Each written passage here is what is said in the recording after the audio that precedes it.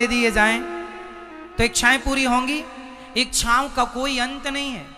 इसलिए जितनी आयु है आपकी वही आयु सार्थक है, वही उम्र सफल है। जो आयु, जो उम्र, जो समय भगवान के चिंतन में लग रहा है वही समय सार्थक समय है। नहीं समय व्यर्थ है, बेकार है।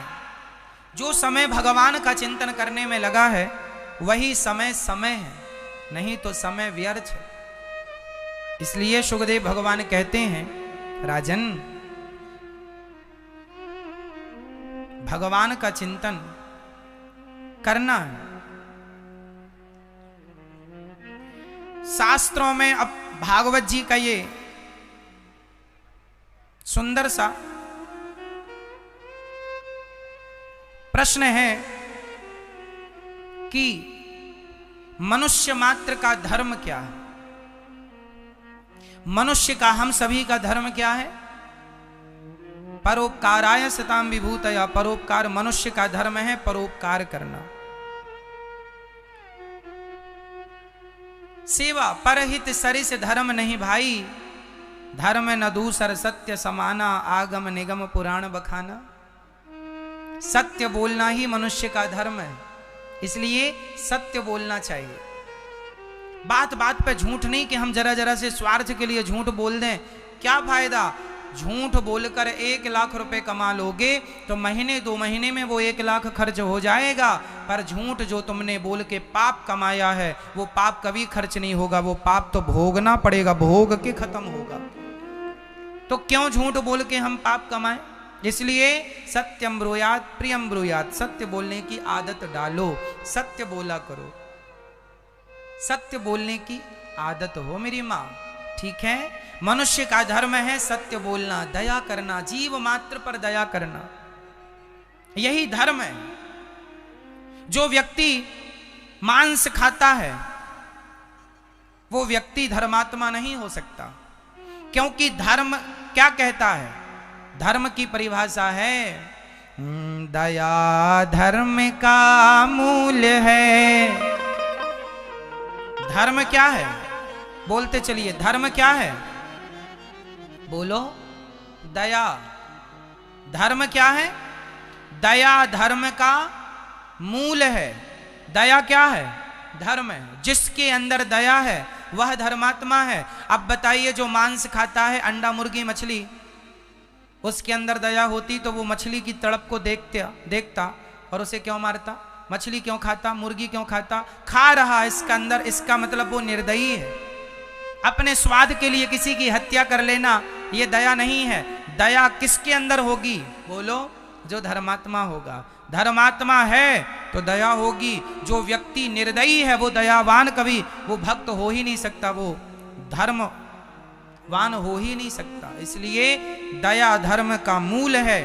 पाप मूल अभिमान, तुलसी दया न छोड़िए। जब तक घट में, जब तक सांसें हैं ना, तब तक दया करनी चाहिए। यही धर्म है हमारा। हमारा धर्म ही सत्य है, दया है। हमारे धर्म का शुरुआत सत्य से होता है, इसलिए लोग कहते हैं सत्य सनातन धर्म की। हमारा धर्म क्या है? सत्य है। सत्य, हमारे धर्म का नाम है सत्य। सनातन मतलब होता है पुराना। हमारा सनातन धर्म कितना पुराना है? कितना? इसकी डेट क्या है बताएगा कोई? हमारा सनातन धर्म उतना ही पुराना है जितने पुराने सूर्य और चंद्रमा है, उतने पुराने जितने सूर्य चांद है, उतना पुराना हमारा सनातन धर्म है।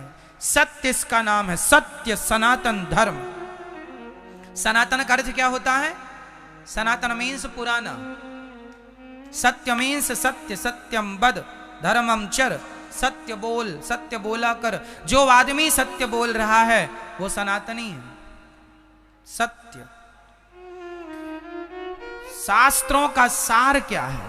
भगवान नाम, भगवान का आश्रय लेना, भगवान के चरणों में समर्पित कर देना अपने आप को, यही शास्त्रों का सार, यही समझाना है शास्त्रों को।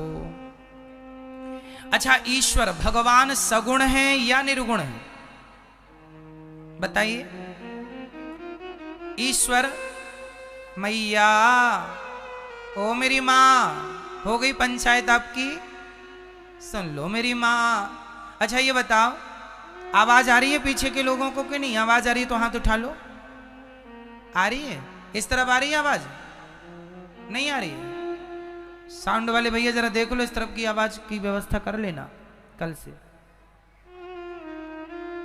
इस तरफ अभी आवाज जितनी आ रही है उतना सुन लो, कल आवाज बढ़ जाएगी।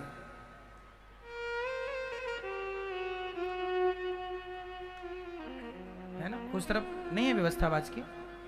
चलिए, भगवान सगुण भी हैं और निर्गुण भी हैं। कोई कहे कि महाराज जी मैं तो निर्गुण की पूजा करता हूं, निराकार की। हाँ हाँ ठीक करते हो। कोई कहे महाराज जी मैं तो सगुण साकार की पूजा करता हूं, ठीक करते हो। दोनों सही है। भगवान सगुण भी हैं और निर्गुण भी हैं, साकार भी हैं और निराकार भी हैं। भगवान निराकार भी है। नीरा मतलब नीर मतलब जल, पानी के आकार। भगवान का रूप जलाकार भी है, नीराकार भी है। नीर अर्थात जल स्वरूप परमात्मा। इसलिए हर रूप में अनेक रूप रूपाय विष्णवे प्रभु विष्णवे। हर रूप में कौन है? अच्छा मैया ये बताओ, इस धरती पे हर रूप में है कौन? भगवान। कैसे? जैसे अंगूठी है, ये अंगूठी है। इस अंगूठी के रूप में आखिर है कौन? जोर से बोलना है, कौन? इस अंगूठी के रूप में आखिर है सोना, गोल्ड। सोना ही है। अच्छा, आप लोगों ने गले में जो मंगलसूत्र पहना है या हार पहना है, उस हार या मंगलसूत्र के रूप में क्या है? जोर से। सोना। यदि आपने कमर में करधन पहनी है सोने की, तो उस करधन के रूप में भी कौन है? यदि आपने कान में बाले पहने हैं, तो उन बालों के रूप में भी कौन है? नाम अलग अलग है। बाले हैं, अंगूठी है, हार है और इत्यादि। बिंदिया से लेकर ना जाने कितने प्रकार के आभूषण होते हैं। आभूषण अनेक हो सकते हैं, आभूषण के नाम अनेक हो सकते हैं, उसके उपयोग अनेक हो सकते हैं, आकार अनेक हो सकते हैं, पर उसके अंदर जो सोना है वो अनेक नहीं है, वो एक है। उसी प्रकार चींटी का आकार छोटा हो सकता है सो है, हाथी का आकार बड़ा हो सकता है सो है। स्त्री पुरुष पेड़ पौधे चींटी हाथी कुत्ता बिल्ली, अनेक आकार अनेक नाम अनेक रूप हो सकते हैं, पर तत्व सबके अंदर एक ही है। आत्मा सबके भीतर है और वह आत्म तत्व के रूप में ईश्वर समाये है। इसलिए गोस्वामी जी कह रहे हैं, सिय राम मय सब जग जानी, करहु प्रणाम जोरी जुग पानी। निज प्रभु मय देखहि जगत के ही सन करहि विरोध। सब रूप में कौन है? बोलो मेरी मां, सब रूप में कौन है? सब रूप में ईश्वर ही है। आप कहते हैं ये स्त्रियां हैं, ये तो कहने की बात है कि स्त्रियां हैं, स्त्रियां नहीं है। स्त्री के रूप में परमात्मा ही है। ये तो कहने की बात है कि साहब ये अंगूठी है, अंगूठी के रूप में सोना ही है, पर चूंकि व्यवहार में से अंगूठी कहा जाएगा, तत्व की दृष्टि में ये अंगूठी नहीं होगी, ये तो गोल्ड होगा, सोना होगा। उसी प्रकार व्यवहार के नजरिए से आप स्त्रियां हैं, व्यवहार की दृष्टि से ये पुरुष हैं, पर तत्व दृष्टि से, अध्यात्म दृष्टि से, चाहे स्त्री हो पुरुष हो, सब में वही एक परमात्मा समाया हुआ है। इसलिए ना जाने किस रूप में, आगे बोलो, ना जाने किस रूप में नारायण मिल जाएं, इसलिए किसी का अपमान ना हो, क्योंकि हर रूप ईश्वर का, सबसे प्रेम से व्यवहार हो, किसी का बुरा ना हो, भगवान सबका मंगल करें, यही सोच बना के चलनी है, यही सोच के साथ आगे बढ़ना है। क्यों? सब में ईश्वर है, सबको प्रणाम करो ये सोच के ये भगवान है। अब आप कहेंगे महाराज जी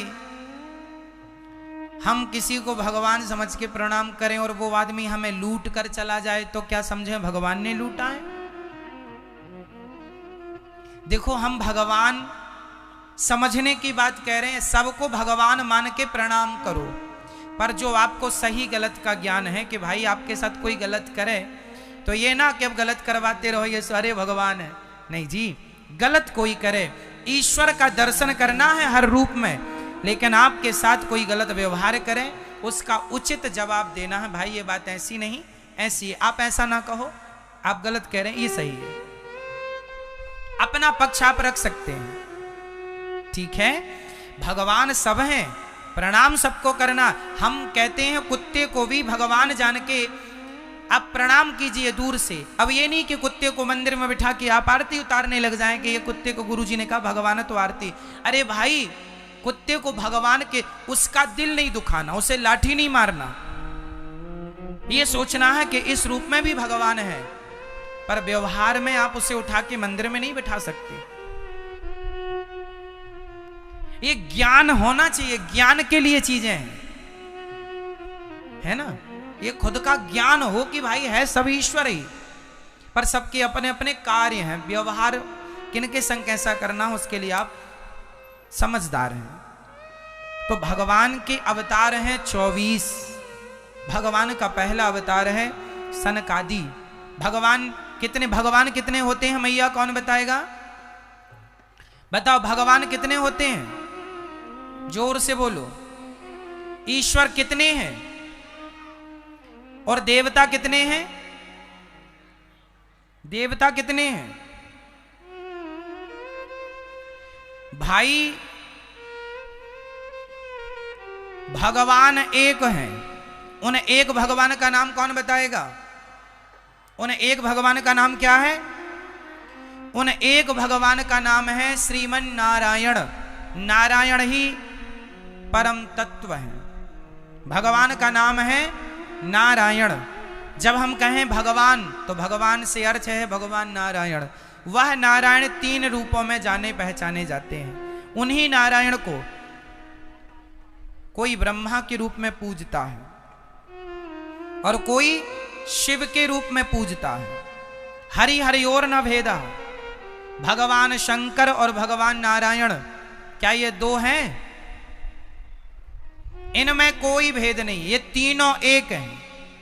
जैसे आपकी ये 5 उंगलियां हैं, 5 उंगलियां जो हैं ये पांचों उंगलियां एक ही हाथ में तो हैं, एक हाथ में कितनी उंगलियां हैं, 5। तो क्या ये उंगलियां आपके हाथ से अलग हैं, बोलो, हैं अलग। जैसे आपके एक हाथ में 5 उंगलियां हैं, हाथ से अलग नहीं है, उसी प्रकार एक ही श्रीमन नारायण को कोई ब्रह्मा के रूप में देखे, कोई शिव के रूप में देखे, इस तत्व में भेद ना समझो। कोई राम राम जपे, कोई कृष्ण कृष्ण जपे, भगवान श्रीमन नारायण का मतलब है, बताइए राम और कृष्ण में बड़े कौन, कौन बड़े, कौन बड़े, राम जी बड़े कि कृष्ण जी बड़े, दोनों एक हैं, इनमें कोई बड़े भेद नहीं है छोटे बड़े का। रामचरितमानस में लिखा है, को बड़ छोट कहत अपराधु, छोटा बड़ा कहने से अपराध लगता है। राम कृष्ण और नारायण एक ही है। अब कहेंगे आप एक महाराज जी तो फिर अनेक क्यों, सुनो इसको भी हम समझाते हैं। अभी ये भी बताएंगे कि देवता कौन है, पहले ये समझ लो कि भगवान कौन है और भगवान के अनेक रूप क्यों हैं, वो भी सुनो। अब बताओ जगन्नाथ जी, द्वारिकाधीश जी, बिहारी जी, रंगनाथ जी, इनमें कौन बड़े हैं, एक ही हैं। कैसे एक हैं, जैसे आप अपने पिता के लिए क्या हो, बोलो, मेरी माँ, जितनी मेरी माँ बेटियां बैठी हैं बोलेंगी, आप अपने पिता के लिए क्या हो, जोर से बोलो, इतने जोर से बोलेंगे। आप अपने पिता के लिए क्या, बेटी, आप अपने भाई के लिए क्या, आप अपने पति के लिए क्या, और आप अपने पुत्र के लिए क्या, क्या आप एक हैं कि 4 हैं, एक हैं, पर आपके 4 नाम हो गए कि नहीं। बाप बेटी कहता है, पति पत्नी कहता है, भाई बहन कहता है, और पुत्र मां कहता है। आप एक हो, पर आपको देखने वाले 4 हैं। कितने हो गए आपको? देखने वाले कितने हो गए? इसलिए आपके नाम कितने हो गए? आप एक हो।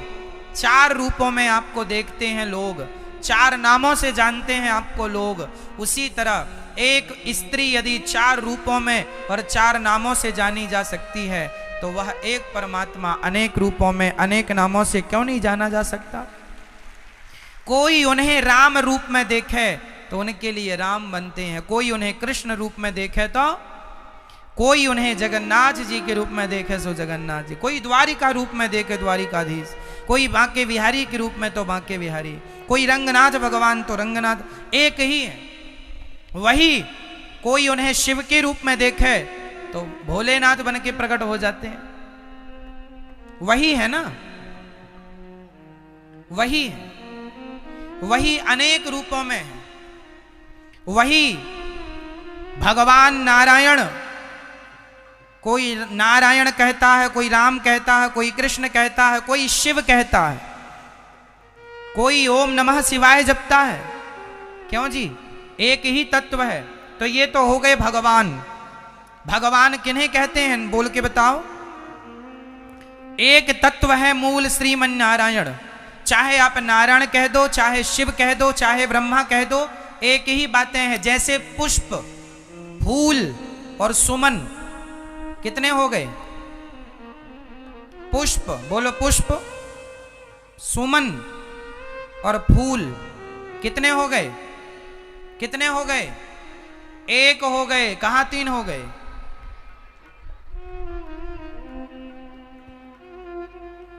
कितने हो गए भाई? फूल को आप पुष्प कह दीजिए, सुमन कह दीजिए, बातें पर्यायवाची है, पर्याय है, समझ रहे हैं?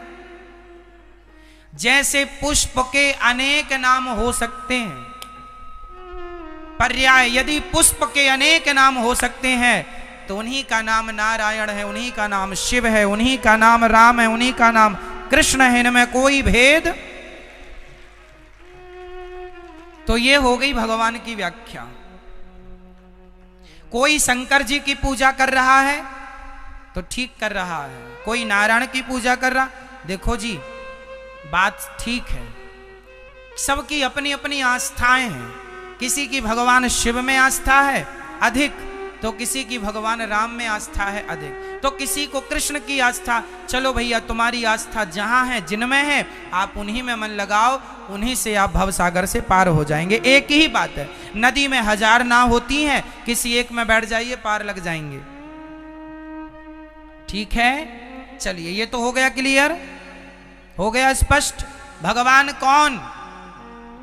श्रीमन नारायण। एक परम तत्व कौन? जोर से, मेरी माँ। अच्छा, आप नवरात्रि व्रत चल रहे हैं आप लोगों को, इसलिए आवाज कम है। ठीक है, हम समझ रहे हैं आपकी भावनाओं को। बोलो, एक परमात्मा का नाम क्या? श्रीमन नारायण। अब ये तो हो गए भगवान। कोई आपसे पूछे भगवान का नाम क्या है? श्रीमन नारायण, राम, कृष्ण, कुछ भी कहो। अब देवता कौन है? देवता इंद्र कौन है? वरुण कौन है? अग्नि कौन है? ये सभी देवता कोटि में आ गए। इसलिए देवता 33 करोड़ होते हैं। 33 करोड़ कौन होते हैं? देवता। भगवान एक होते हैं। भगवान 33 करोड़ नहीं है, भगवान एक है, देवता इतने हैं। भगवान का एक नाम, भगवान सनकादि बन के प्रकट हुए। भगवान ने 24 अवतार लिए। सनक, सनंदन, सनातन, सनत कुमारी, ये भगवान का पहला अवतार। किनका? भगवान श्रीमन नारायण का। फिर 12 अवतार। भगवान का दूसरा अवतार है 12 अवतार। जो 12 भगवान मझौली की इस पावन धरा में जो विष्णु 12 भगवान हैं, ये भगवान के दूसरे अवतार हैं। इसीलिए इन्हें भगवान विष्णु 12 भगवान कहते हैं। भगवान स्वयं श्रीमन नारायण 12। ये जो भगवान है ना, ये विष्णु भगवान, ये श्वेत है अर्थात सफेद। ये कौन सा कल्प चल रहा है? ये मझौली का ये विष्णु 12 मंदिर जो आप टीवी पर देख रहे हैं, ये प्रतिमा है। दुनिया में हर जगह, बहुत सारी जगह 12 भगवान का पूजन होता होगा, पर इस धरती की 12 भगवान की सबसे बड़ी मूर्ति अनादि समय से यहाँ मझौली में स्थित है। इसलिए यह भी अपने आप में एक तीर्थ स्थली है। यहाँ भगवान विष्णु भगवान का प्राकट्य हुआ है। किस रूप में? बाराह रूप में। ये कौन से भगवान है? बाराह भगवान, श्वेत बाराह। ये कल्प कौन सा चल रहा है? ये श्वेत बाराह कल्प ही चल रहा है। ये कौन सा कल्प चल रहा है? श्वेत बाराह कल्पे वैवस्वत मनवंतर। ये कौन सा मनवंतर चल रहा है? वैवस्वत मनवंतर। ये वैवस्वत मनवंतर श्वेत बाराह कल्प का 28वां कलयुग चल रहा है। अष्टाविंशति तमे कलयुगे ये 28वां कलयुग चल रहा है। ये गणना लंबी है, आपकी समझ के परे है, पर फिर भी हमारा धर्म है आपको समझाना। जैसे 7 दिन होते हैं ना मेरी मां, ऐसे ब्रह्मा जी की उम्र भी 100 साल की होती है। पर ब्रह्मा जी का एक दिन कितना बड़ा होता है? ब्रह्मा जी के एक दिन में 1000 चतुर्युग बीत जाते हैं। सतयुग त्रेता द्वापर कलयुग, सतयुग त्रेता द्वापर कलयुग। अभी कलयुग की उम्र कितनी बीत गई? अभी कलयुग की टोटल आयु है 4,32,000 वर्ष, जिसमें अभी 5,063 वर्ष बीत गए कलयुग के। अभी 5,000 साल ही बीते हैं कलयुग के। इस कलयुग में विष्णु बाराह भगवान,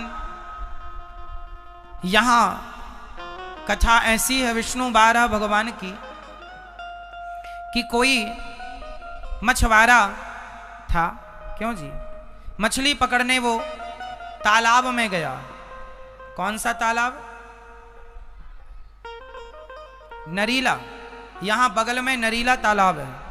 तो यहां एक मछुआरा मछली पकड़ने के लिए जाल लेकर, नरीला नाम का एक तालाब है, आज भी है, उस तालाब में उसने जाल फेंका।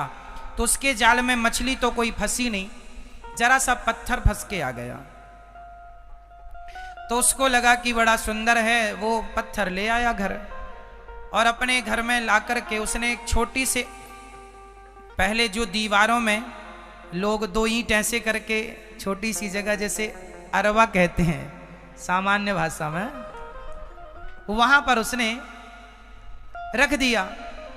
तो अचानक जब उस व्यक्ति ने देखा, मछुआरे ने, कि वो थोड़ा बड़ा हो गया, और बड़ा होने के साथ साथ कहा यह भी जाता है कि वो बाराह भगवान बनके खेतों में चले जाएं, किसान कहें कि भाई ये तो अद्भुत कोई प्राणी है, आता कहां से है? तो देखें कि उस जाल फेंकने वाले मछुआरे के घर से ये निकल रहे हैं और अंदर जाते हैं, पता नहीं फिर वो अरवे में जाके छोटे से पत्थर बन के रख जाते हैं।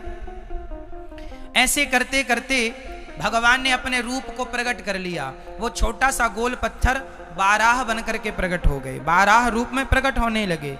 अब उसको लगा कि ये कैसा चमत्कार है। तभी उसके स्वप्न में बाराह भगवान, उस मछुआरे के स्वप्न में भगवान विष्णु बाराह भगवान ने कहा कि भाई आप मेरे लिए एक मंदिर बनवाइए, मैं जीव मात्र के कल्याण करने के लिए इस धरती पे आया हूं, सबका दुख हरने के लिए आया हूं। तो भगवान ने स्वप्न में कहा मेरे लिए मंदिर बनवाइए। तो उस मछुआरे ने भगवान श्री विष्णु बाराह भगवान का एक छोटा सा, क्योंकि भगवान छोटे से थे, इतने से, तो उसने छोटा सा मंदिर बना दिया। अब जब मंदिर बनाया तो भगवान बड़े हो गए, अपने शरीर को विशाल कर लिया, बड़ा किया तो मंदिर टूट गया। उसने फिर दूसरा मंदिर बनाया, फिर मंदिर बनाया, फिर वो मंदिर भगवान बड़े हो गए, टूट गया। ये वही घटना है जहां पर आज भगवान का मंदिर बना है, ये इसी जगह की घटना है। उसने यहां पर ही भगवान को स्थापित किया और जरा सा मंदिर बनाया, भगवान बड़े हो गए, वो मंदिर टूट गया, फिर उसने मंदिर बनवाया, फिर मंदिर टूट गया। अब तो ये पूरा क्षेत्र में हवा की तरह बात फैल गई कि भगवान तो बड़ा चमत्कार दिखा रहे हैं, भक्तों की भीड़ लग गई। और फिर भगवान के लिए सब भक्तों ने मिलकर एक बड़ा मंदिर बनाया, पर बड़ा मंदिर बनाने पर भी वो मंदिर टूट गया। उसका जो गर्भगृह था खंडित हो गया, टूट गया। तो सभी भक्तों ने भगवान से प्रार्थना की, प्रभु आप क्या चाहते हैं, हम आपकी बात नहीं समझ पा रहे हैं, बताइए कैसे आपका, यदि हम पर क्रोध है तो बताइए कैसे शांत होगा।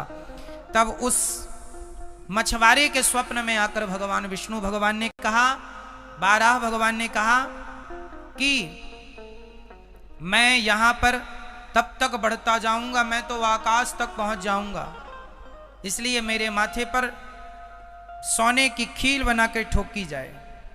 तो सोने की खील बना करके और भगवान के माथे पर जब ठोकी गई, तब भगवान वहां उस रूप में, जिस स्वरूप में आज हैं, इस स्वरूप में भगवान स्थित हो गए, फिर इससे बढ़े नहीं। आज भी भगवान का ये मंदिर हम सभी के लिए खुला है और हम सभी विष्णु बार, ये जो विष्णु बारह भगवान के शरीर में आप देख रहे हैं ना, ये हमारे सनातन धर्म के जितने भगवान की पूजा वंदना करने वाले देवता हैं, ये सभी हैं भगवान के 2400 अवतार भगवान के शरीर में चिन्हित हैं, आज भी हैं। ये अद्भुत, ये भगवान कोई पत्थर के नहीं है कि हमने कहा कि चलो पत्थर के, नहीं, ये भगवान प्रकट हुए हैं। इसलिए इस क्षेत्र को बाराह क्षेत्र कहा जाता है। हम सभी जो मझौली वासी हैं या जो पूरे क्षेत्र वासी हैं, आप सब पर दो लोगों की विशेष कृपा है। पहली कृपा भगवान विष्णु जी की, विष्णु बारह भगवान की, और दूसरी कृपा मां नर्मदा की। एक तरफ से मां नर्मदा है, दूसरी तरफ से भगवान विष्णु है। 12 स्वरूप में हम सभी की रक्षा के लिए, ये तो भगवान जीव मात्र की रक्षा के लिए आते हैं, और आज तक विष्णु बारह भगवान यहाँ स्थापित हैं। तो विष्णु बारह भगवान के प्रकट होने की ये पावन कथा है। कहते हैं जिस तालाब से विष्णु बारह भगवान प्रकट हुए हैं, वहां एक अद्भुत कमल उत्पन्न होता है आज भी। क्यों जी, आप लोगों ने देखा है, हमने तो दर्शन नहीं किया। तो कमल वहां पर किस कलर का होता है, कैसा? सफेद कमल होता है। कितने दल का होता है? हाँ? 1000 पंखुड़ी वाला, 1000 दल वाला कमल होता है, ऐसा मुझे किसी ने बताया। अभी हम देखेंगे, फिर हम इसकी व्याख्या करेंगे विस्तार से। पर हमने सुना है कि धरती पर ऐसा कमल केवल यहां ही होता है और कहीं नहीं होता। 1000 पंखुड़ी वाला,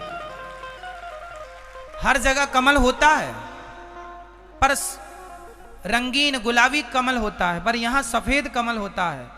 सोचिए, जिस तालाब से विष्णु बारह भगवान प्रकट हुए, उस तालाब में आज भी सफेद कमल होता है। विष्णु भगवान भी सफेद है, श्वेत बारह कल्पना श्वेत है। वो तो तेल वेल चढ़ने से भगवान का अब काला रंग हो गया, बाकी ये सफेद है। इसलिए मैं आप मझौली वासियों से प्रार्थना ये करूंगा कि जिस तालाब से भगवान प्रकट हुए हैं, वो हमारे क्षेत्र की धरोहर है और उसकी सुरक्षा हम सभी की परम जिम्मेदारी है। यदि किसी ने अतिक्रमण किया है, तो अतिक्रमण से उस स्थान को बचाया जाए और आने वाली हमारी पीढ़ियों को बताया जाए कि देखिए, ये कोई सामान्य तालाब नहीं, जिस तालाब से भगवान प्रकट हुए हैं आज भी।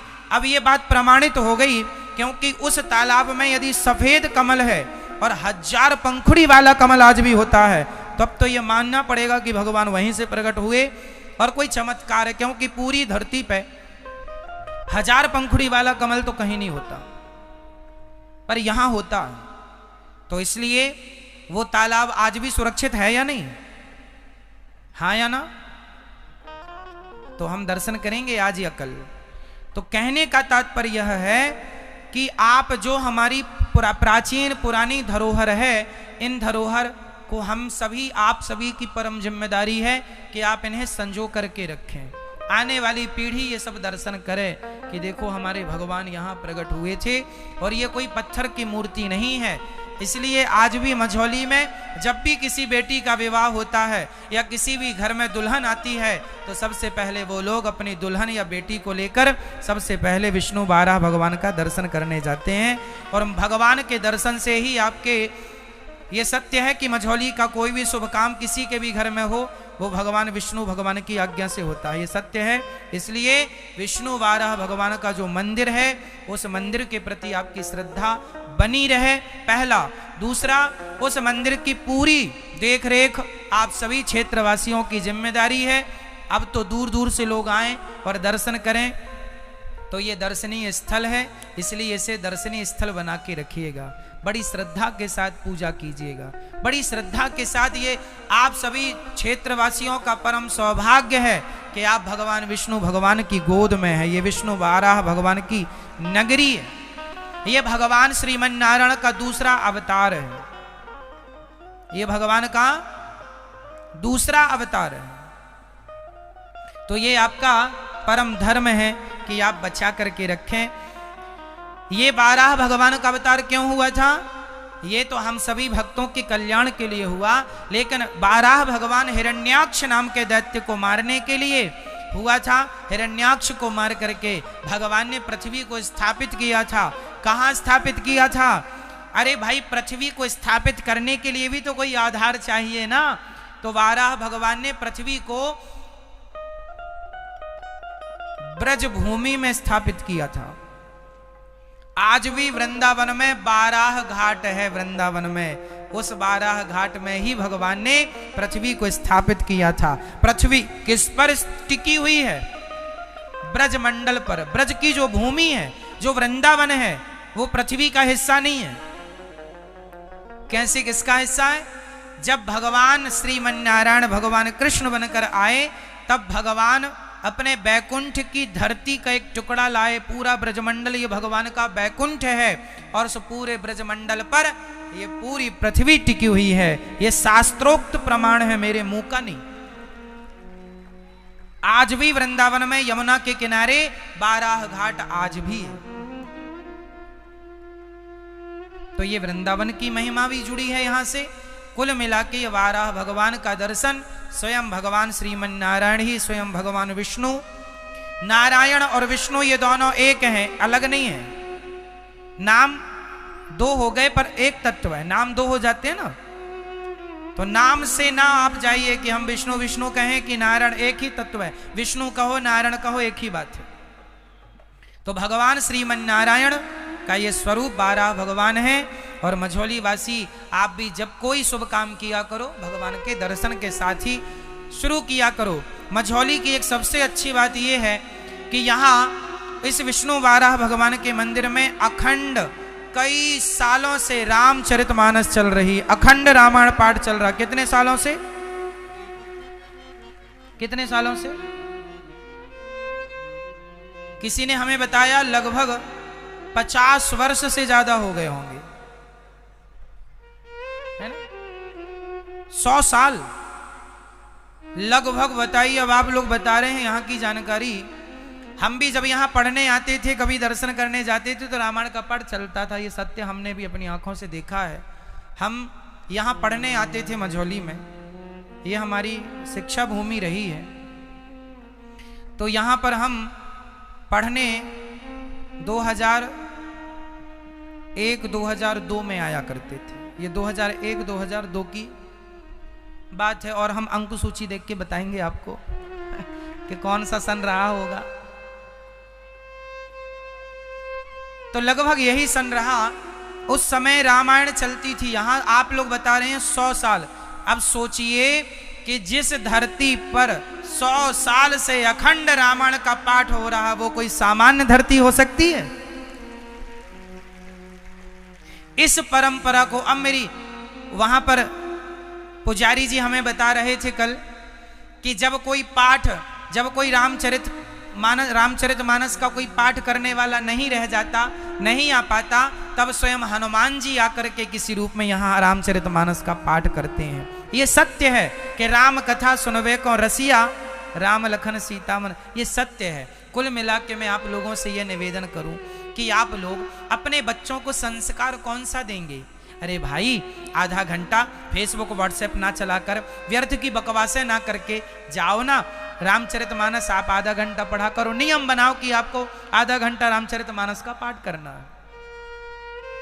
और ये आपके लिए गौरव की बात है मझौली क्षेत्र के लिए कि आज यदि कहा जाए कि संपूर्ण भारत में रामचरितमानस का पाठ कब से चल रहा, कितना पुराना, तो शायद भारत में कहीं और भी इतने पुराने समय से कहीं चल रहा हो, ना चल रहा मुझे ज्ञात नहीं है, पर मुझे यहाँ का ज्ञान है कि यहाँ 100 वर्षों से रामचरितमानस का अखंड पाठ चल रहा। ये आप क्षेत्रवासी बता रहे हैं। आप 100 साल कह रहे हैं, आप ये कह रहे हैं 100 साल से भी पहले, मतलब आप लोगों ने जब से होश संभाला है तब से यहाँ, आप बताइए, आप यहाँ सीनियर हैं, बताइए जब से आपने होश संभाला तब से आप यहाँ पाठ देख रहे हैं। यजमान जी आप बताइए, अनिरुद्ध जी आपने जब से होश संभाला तब से यहाँ रामचरितमानस का पाठ चल रहा है, हाँ या ना? तो आपकी आयु कितनी है? 64 साल के तो आप हैं। अब मुझे मझौली के जो सबसे बुजुर्ग व्यक्ति होंगे उनसे आप पूछ के बताइए कि उनने कब से देखा है। तो उनने भी यदि देखा होगा तो ये पता, यहाँ सबसे बुजुर्ग कोई बैठा है?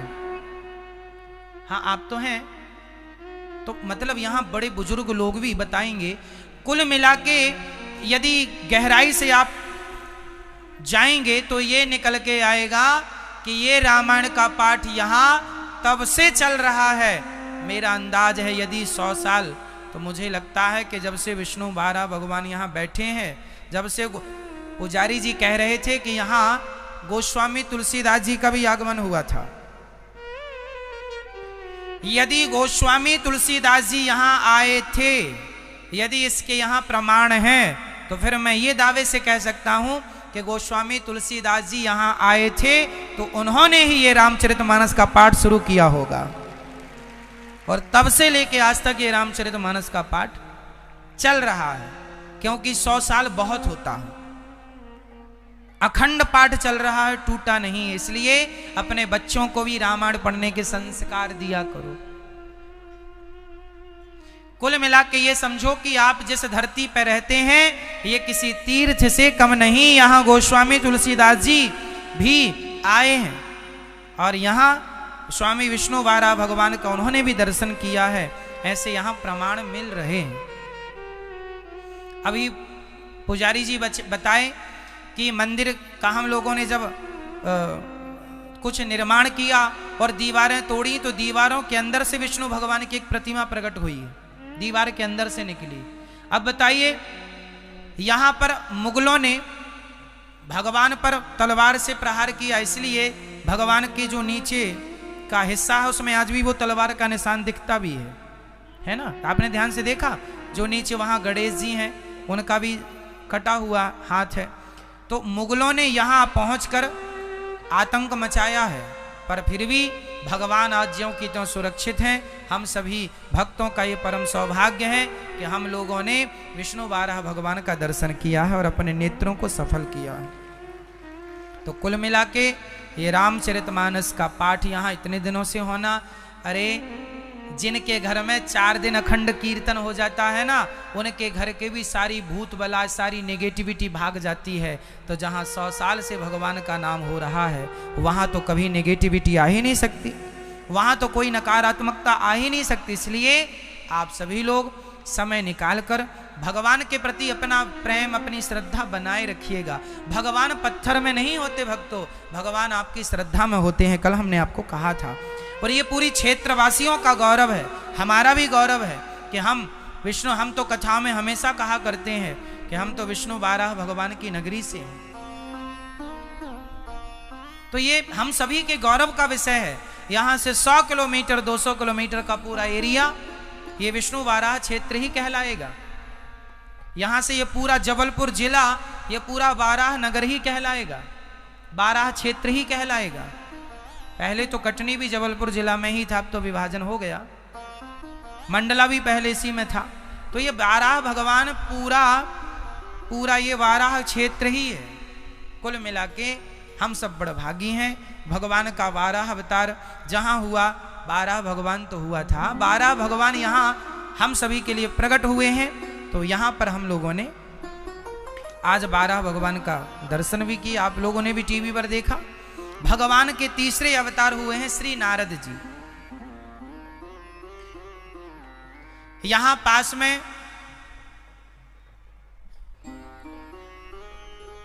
कहा जाता है, मैंने भी दर्शन किया है, कटाव, ये जो कटाव है ना, ये जो कटाव की जो गुफाएं हैं, कटाव का जो पर्वत है ना, कहा जाता है कि यहाँ बड़े बड़े संत आज भी प्रतिष्ठित हैं।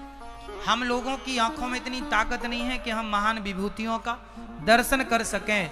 बाकी ये पूरा क्षेत्र जो है ना नर्मदा क्षेत्र है, इसके कारण इस जबलपुर का नाम इसलिए पड़ा, जावाली नाम के एक ऋषि हुए हैं जिन्होंने तप करके इस नगर को, इस शहर को बसाया था। जावाली नाम के ऋषि से जबलपुर नाम पड़ा है इस शहर का। कोई आपसे कहे इसे जबलपुर क्यों कहते हैं, तो जावाली ऋषि से इसका नाम जबलपुर पड़ा। और एक बात और बताऊं, जबलपुर जो है ये कौशल प्रदेश है।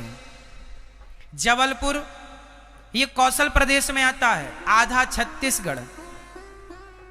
जैसे छत्तीसगढ़ से जबलपुर, मंडला, बिलासपुर, ये जो पूरा बेल्ट है, यहाँ नरसिंहपुर तक, यहाँ कटनी तक, ये पूरा जो बेल्ट है ये पूरा कौशल प्रदेश है।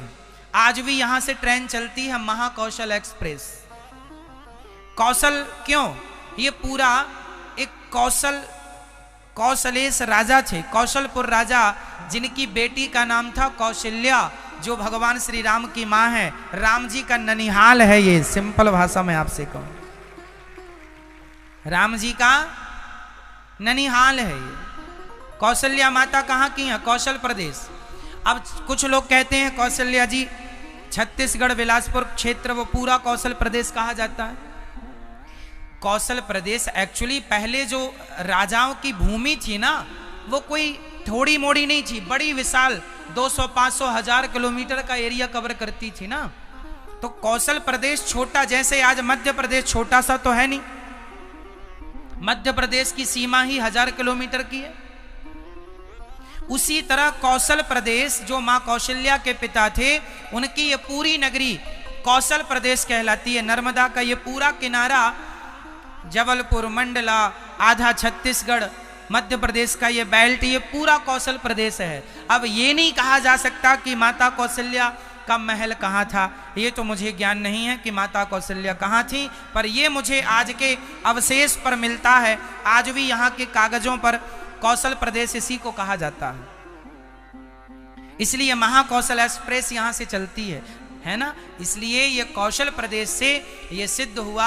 हमने एक बड़े संत के मुंह से सुना, अयोध्या में जो रामचरितमानस पढ़ाते हैं, उन्होंने हमसे बताया, जब हम रामचरितमानस पढ़ने अयोध्या गए तब उन्होंने हमसे बताया कि बेटा, जब उनने हमसे पूछा कि आप कहाँ से आए हो, हमने कहा गुरुजी हम तो यहाँ रियौंझा से आए हैं। बोले जिला क्या है, हमने कहा जबलपुर जिला है। तो उन्होंने तुरंत कहा आप तो राम जी के ननिहाल से आए हैं। उन्होंने कहा कि ये पूरा राम जी का ननिहाल, आधा छत्तीसगढ़, आधा मध्य प्रदेश का ये पूरा बेल्ट माता कौशल्या का घर है। राम जी यहाँ आए हैं, वो एग्जैक्ट लोकेशन क्या है वो कह पाना कठिन है, पर ये कौशल प्रदेश है। तो आप ये समझो कि हम राम जी के ननिहाल में, हम राम जी के, तो हमारा संबंध राम जी से क्या हो गया, राम जी हमारे भगवान तो हैं ही, राम जी हमारे भगवान तो हैं ही। कुल मिला के ये राम जी का ननिहाल है। तो राम जी के प्रति आपकी आस्था और बढ़े, क्योंकि राम जी आपके हैं, है ना, आपके हैं। तो भगवान का तीसरा अवतार हुआ है नारद जी के रूप में। भगवान का मझौली की प्रसिद्धि एक में और रही है, मझौली की जलेबी से मझौली की प्रसिद्धि रही है। मझौली की जलेबी प्रसिद्ध है, आपको पता है कि नहीं, खाते हैं कि नहीं? सारी दुनिया में खोवा की जलेबी यहाँ से ही शुरू हुई है, अब तो ना जाने कहाँ कहाँ बनने लगी, पर मझौली से ही खोवा की जलेबी आज भी यहाँ बड़ी मोटी मोटी खोवा की जलेबी, हर जगह मैदे की इत्यादि जलेबी तो पाई जाती है, अन्य प्रकार की भी पाई जाती है, पर खोवे की जलेबी की शुरुआत यहाँ से। हमने भी लगभग पूरा देश घूमा है, पर खोवे की जलेबी यहीं पाई है। खोवे की जलेबी यहाँ बनती है ना, गरम गरम, है ना। कटंगी के रसगुल्ला, मझौली की जलेबी, कटंगी का रसगुल्ला, महावे का पान, ये इस क्षेत्र, कटनी का चूना, ये इस क्षेत्र की प्रसिद्धि है। कटनी का चूना सारी दुनिया में फेमस है। तो ये क्षेत्र की प्रसिद्धि है, यहाँ की पहचान विष्णु 12 भगवान से तो है, पर यहाँ का पवित्र मिष्ठान, कोई बोले कि भाई मझौली से आए हो, क्या लाए हो? जलेबी लाए हैं। कटंगी से आए हो, क्या लाए हो? रसगुल्ला लाए हैं। ये यहाँ की खान पान की पहचान है। खान पान भी यहाँ का ये है।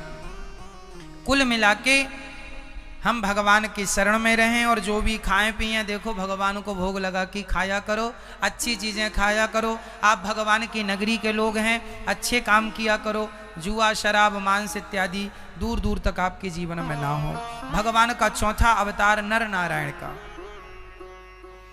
पांचवा अवतार भगवान का श्री कपिल देव जी के रूप में, छठवां दत्तात्रेय जी के रूप में, सातवां यज्ञ भगवान, आठवां ऋषभ देव जी, नौवां पृथु भगवान, 10वां भगवान मछली मत्स्य बन करके आए, 11वां भगवान का कक्षप कछुए के रूप में, 12वां भगवान का धनवंतरी के रूप में, 13वां भगवान का मोहिनी के रूप में, फिर 14वां नरसिंह, 15वां अवतार भगवान का वामन, 16वां परशुराम जी व्यास जी, 17वां 18वें राम जी, 19वें अवतार में भगवान बलराम, फिर 20वें अवतार में श्री कृष्ण, 21वें अवतार में बुद्ध अवतार, 22वें अवतार में हरि अवतार, 23 में हंस, और कलयुग के अंत में 24वां अवतार होगा, अभी हुआ नहीं है।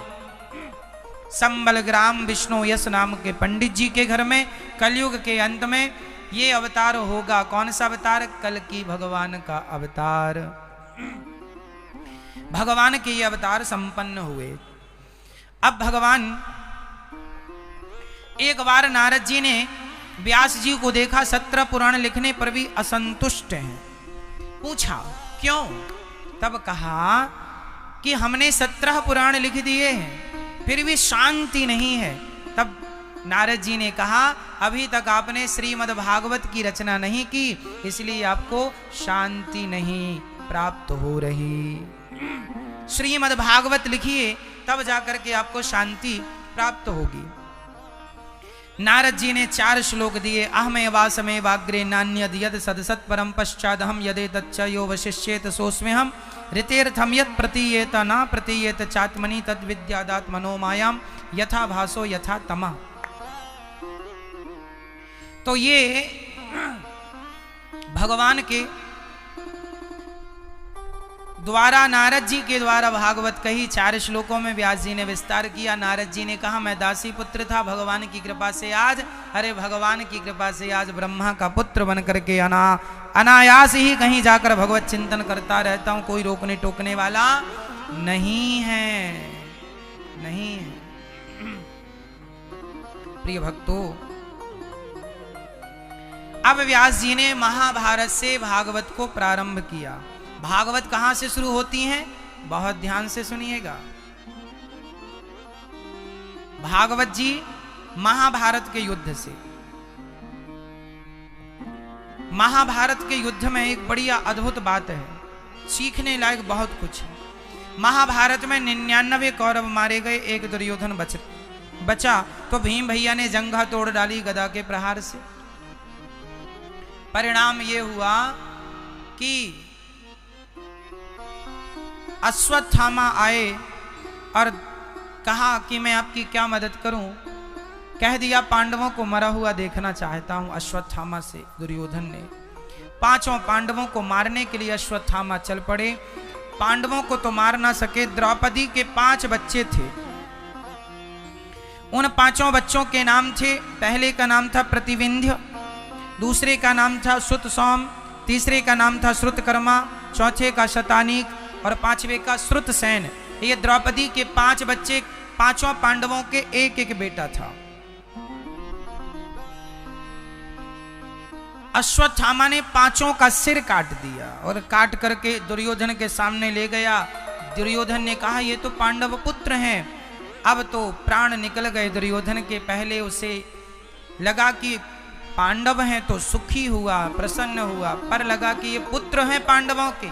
उसी समय पहले सुख, बाद में दुख, उसी सुख दुख की संधि में दुर्योधन की मृत्यु हो गई। द्रौपदी को पता चला कि हमारे बच्चे मारे गए, रो पड़ी। अश्वत्थामा ने भागना शुरू किया। अर्जुन ने जाकर अश्वत्थामा को रोका, ब्रह्मास्त्र चला दिया अश्वत्थामा ने। अर्जुन भगवान की शरण में आए। अच्छा, अर्जुन से एक चीज सीख लो कि अर्जुन पर जब जब कोई संकट आया है तब तब अर्जुन ने हमेशा भगवान को पुकारा है। कृष्ण कृष्ण महाबाहो भक्ताना अभयंकरा त्वमेको दह्यमानाना मपवर्गोऽसि संस्रते।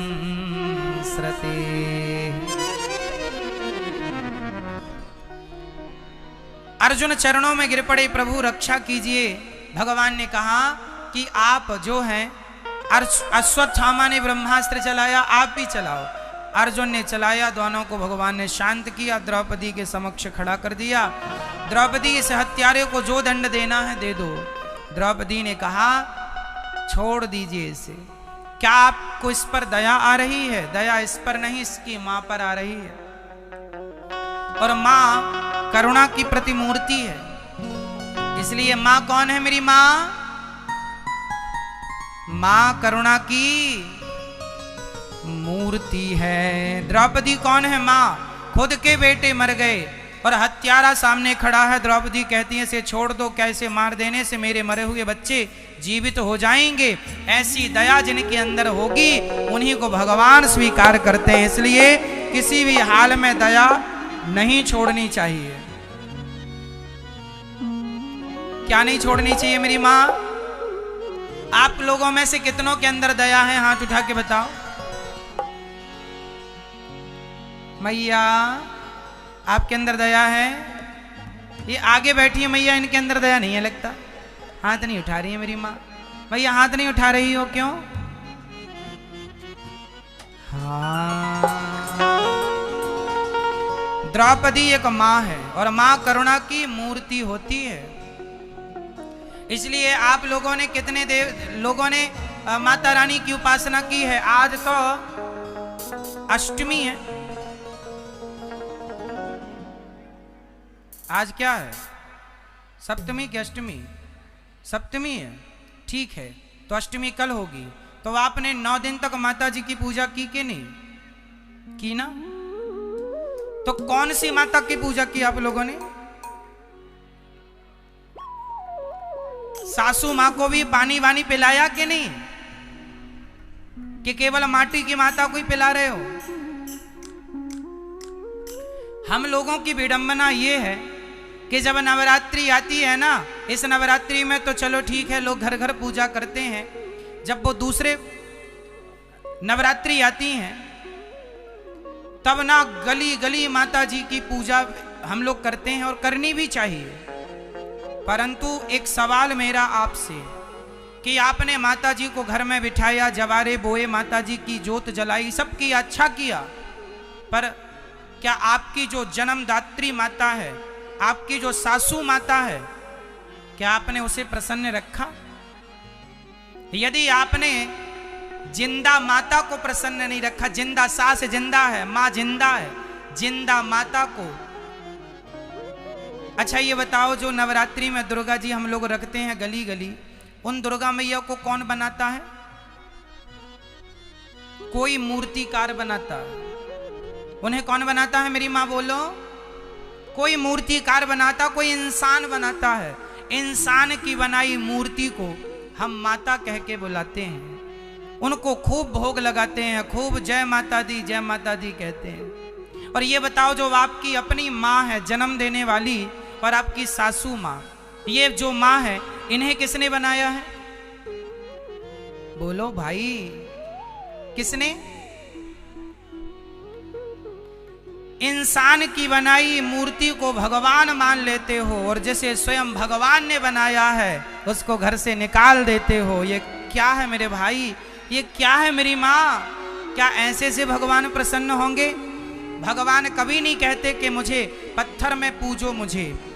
भगवान की पूजा पत्थर में नहीं, जो इंसानों में भगवान को पूजता है उसे पत्थर में भी ईश्वर का दर्शन हो जाएगा। और जो इंसानों में भगवान को ना देख पाया वो पत्थर पूजता रहे, तो क्या कबीर जी कहते हैं, पाहन पूजे हरि मिले तो मैं पूजू पहाड़, तासे तो चक्की भली पीस खाय संसार। पत्थर ही पूजना था तो चक्की को पूज लेते, चक्की तो आटा पीसती है, गेहूं पीसती है, तुम्हारे पेट भरने में सहायक है। तो पत्थर की पूजा पहले नहीं, जो अपनी मां में ईश्वर का दर्शन कर सकता है, जो अपने पिता में भगवान का दर्शन कर सकता है, वही पत्थर में भी भगवान का दर्शन कर सकता है। जो मां में भगवान को ना देख पाया, बताइए वो पत्थर में देख पाएगा? बोलो मेरी मां नहीं। इसलिए आप में से कितनी बहुएं अपनी सास की सेवा करती हैं? जो करती हैं दिल से हाथ उठाएं। नवरात्रि चल रही, वैसे भी आप झूठ कभी बोलते नहीं हैं, यहां तो बिल्कुल ही नहीं बोलना। कौन कौन सास की सेवा करती हैं? हाथ उठाएं बहुएं। मैया उस तरफ की तो नहीं उठा रही हैं? उठाओ हाथ जो करती हैं अपनी सास की सेवा। कम बहुएं हैं, कुछ हैं बहुत अच्छी बहुएं, उनको हम प्रणाम करते हैं। आप में से कितने बेटे हैं जो अपने माँ बाप की सेवा करते हैं?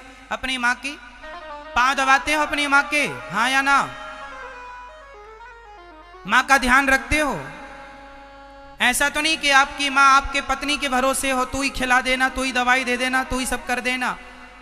आप जो बेटे हैं ना, आप थोड़ा अपनी माँ के पास 10 मिनट 20 मिनट बैठा करो, अपनी माँ से पूछा करो, माँ कैसी हो, कोई तकलीफ तो नहीं, कोई कष्ट तो नहीं? आपका धर्म है, आपकी माँ है, पूछो माँ का हाल चाल कैसा है।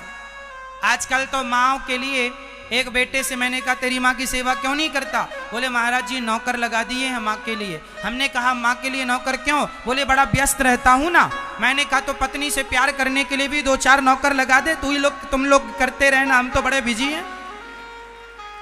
पत्नी से प्यार खुद करेगा और माँ की सेवा नौकरों से कराता। अच्छा है कि नौकर भी हो, पर फिर भी समय निकाल के आप जाओ, अपनी माँ के चरणों में बैठो, पांव दबाओ।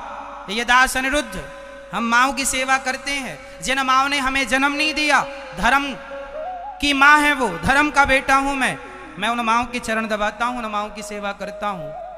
हम तो रोज माँओं की सेवा करते हैं। 240 माएँ हैं गौरी गोपाल वृद्धाश्रम में, हम तो उनकी भी सेवा करते हैं। जिनने जन्म नहीं दिया आप उनकी कर लो, जिनने आपको जन्म दिया है उनकी तो कर ही लो।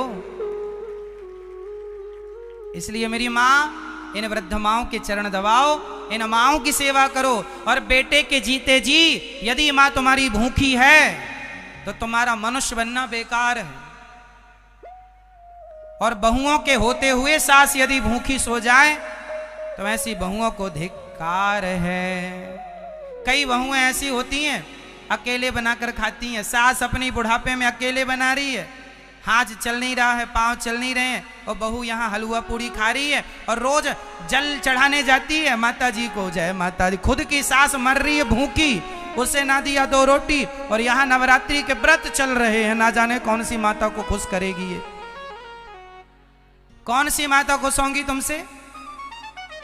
खुश हो के और तुम्हें मारेंगी चमीटा 2-4 ले। प्रकट हो भी गई तो तुम्हें मारेंगी और के ले। इसलिए खुद की माँ भूखी मर रही है, बताइए सासू माँ। अच्छा, बहुओं का एक पुराना गाना है। बहुएं अक्सर, सारी बहुएं नहीं, क्षमा कीजिए, कुछ बहुएं ये कहती हैं हमारी सास ने तो चम्मच नहीं दिया महाराज, एक चम्मच तक तो दिया नहीं, हम क्यों सेवा करें सास की, चम्मच तक नहीं दिया। अच्छा, तो ये जो तुम्हारा पति है, ये जो आपका पति है, ये पति आपकी माँ ने दिया था कि आपके बाप ने दिया? ये जो आपका पति है ये किसका है? किसका दिया हुआ? जोर से बोलो। सासू माँ का। और कहती हो चम्मच नहीं दिया, तो एक काम करो, चम्मच लो, पति वापस करो, दूसरा कराएंगे उसका शादी ब्याह।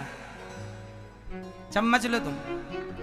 मतलब हद होती है, इंसानियत भूल गए आदमी। एक तो माँ ने पेट फड़वा के तुम्हारा इतना सुंदर पति तुम्हें दिया, 9 महीने पेट में रखा, पति मिला इतना अच्छा, उसका एहसान नहीं है, उसका धन्यवाद माँ जी आपने मुझे सुंदर पति दिया, उसका कोई धन्यवाद नहीं। अरे महाराज सास ने तो कुछ नहीं दिया, फूटी कौड़ी नहीं दी, एक चम्मच तक नहीं दिया महाराज, सब हमने बनाया।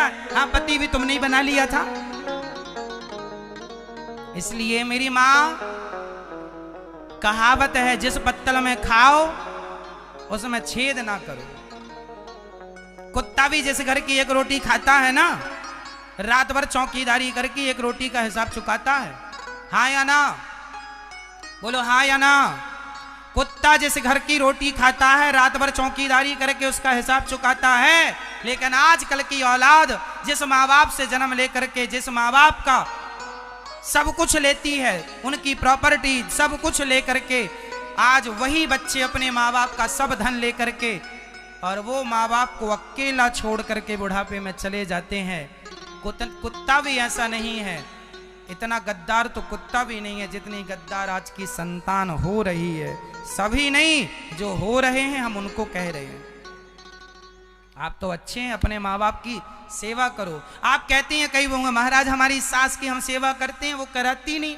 हाँ हाँ, नहीं कराती, वो अलग विषय है कि सास नहीं कराती, पर आप नहीं कराती इसका अर्थ ये नहीं है कि आप बोलना छोड़ देंगे। नहीं कराती इसका अर्थ ये नहीं है कि आप पूछना छोड़ देंगे। आपका धर्म है माँ जी, खाने के पहले सास को, ससुर को, बुजुर्गों का आदर हो। माँ जी भोजन कर लीजिए, वो भले ना खाएं, पूछा तो। और माँ बाप को, बूढ़ों का भी ये धर्म है कि वो अपने बच्चों का थोड़ा सा ध्यान ये रखें कि घर में प्रेम बना रहे। कुछ बच्चे संस्कार की तरफ बढ़ें, कुछ बूढ़े लोग भी संस्कार की तरफ बढ़ें, और जिम्मेदारी कुछ हम झुकें आपकी ओर, कुछ आप झुकें हमारी ओर। ऐसे में रिश्ते चलते हैं। दोनों पहिया ठीक होंगे तो गाड़ी चलेगी, एक से तो चलती नहीं है। यदि कई जगह बेटा बहू गलत नहीं होता, कई जगह माँ बाप भी गलत होते हैं। तो माँ बाप जहाँ गलत हैं वो अपनी गलतियाँ सुधारें, बेटा बहू जहाँ गलत हैं आप अपनी गलती सुधारें, और प्रेम पूर्वक अपने गृहस्थी को आगे बढ़ाओ।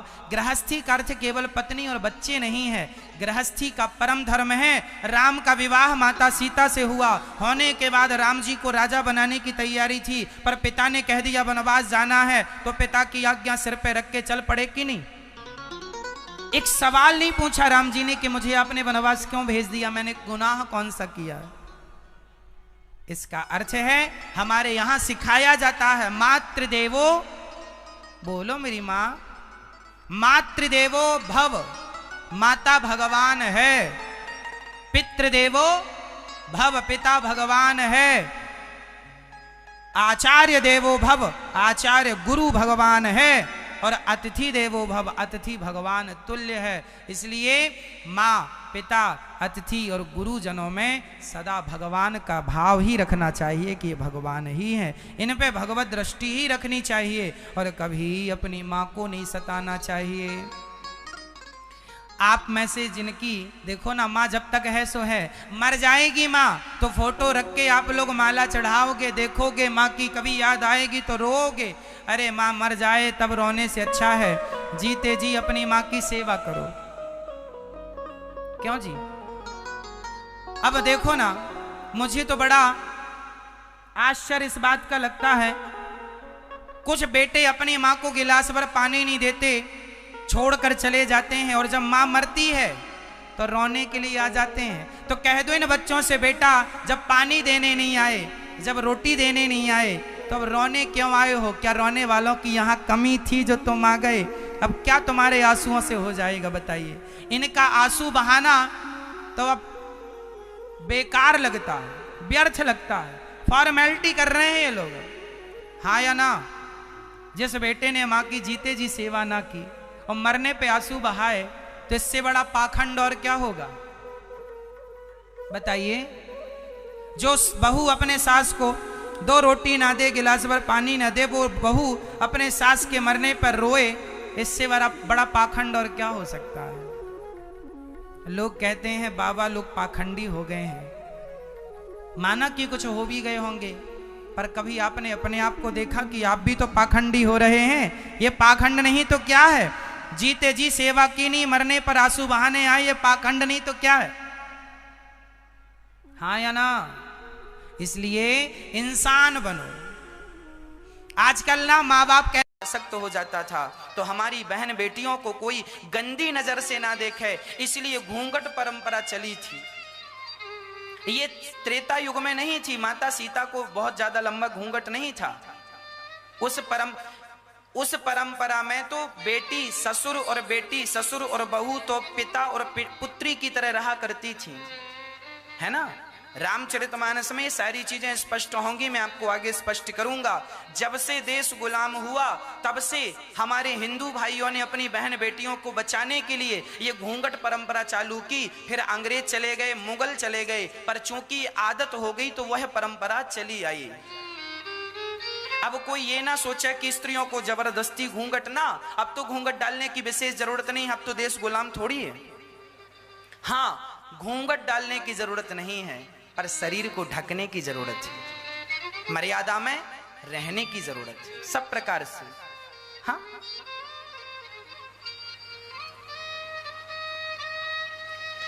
तो माता सीता जब रंग भूमि जब सिय पगुधारी, देखी रूप मोहे नर नारी। सब कोई बड़े प्रेम से राम जी सीता जी सखियों के सहित गईं, और वहां एक झरोखा था, वहां जाकर माता सीता सिंहासन पर बैठ गईं। सखियां खड़ी हैं और बड़े प्रेम से अब वहां पर लोग आए, इकट्ठे हुए और विरदावली गाई, सुनाई, वहां का आदेश सुनाया। सुनो सुनो सुनो, यह पिनाक धनुष शंकर जी का धनुष है, जो राजा इस धनुष पर डोरी चढ़ाएगा उसी राजा से सीता विवाह करेंगी। अब ये बातें हो गई, अब बड़े बड़े राजा आने लगे। जो सबसे फर्स्ट में बैठे थे उनने कहा पहले मैं जाऊंगा। अब धनुष रखा है, अब जनक जी देख रहे हैं कोई डोरी चढ़ाए, हम सिया जी को भेजें और वो माला पहनाए। अब सिया जी बस टुकुर टुकुर राम जी की तरफ देख रही हैं, और राम जी भी ऐसे ऐसे सिर करके धीरे से सीता जी की तरफ देख लेते हैं, और मानो सीता जी ये इशारे से कह रही हैं पहले इनको मत उठने दो, आप ही उठ जाओ, आप ही जाओ और धनुष तोड़ो। राम जी कह रहे हैं मन से चिंता ना करो, यदि हम धनुष तोड़ लेंगे ना तो बड़ा विरोध हो जाएगा। क्या विरोध हो जाएगा? बोले ये लोग कहेंगे हमें अवसर नहीं मिला, तो पहले इन्हें अवसर देना अति आवश्यक है।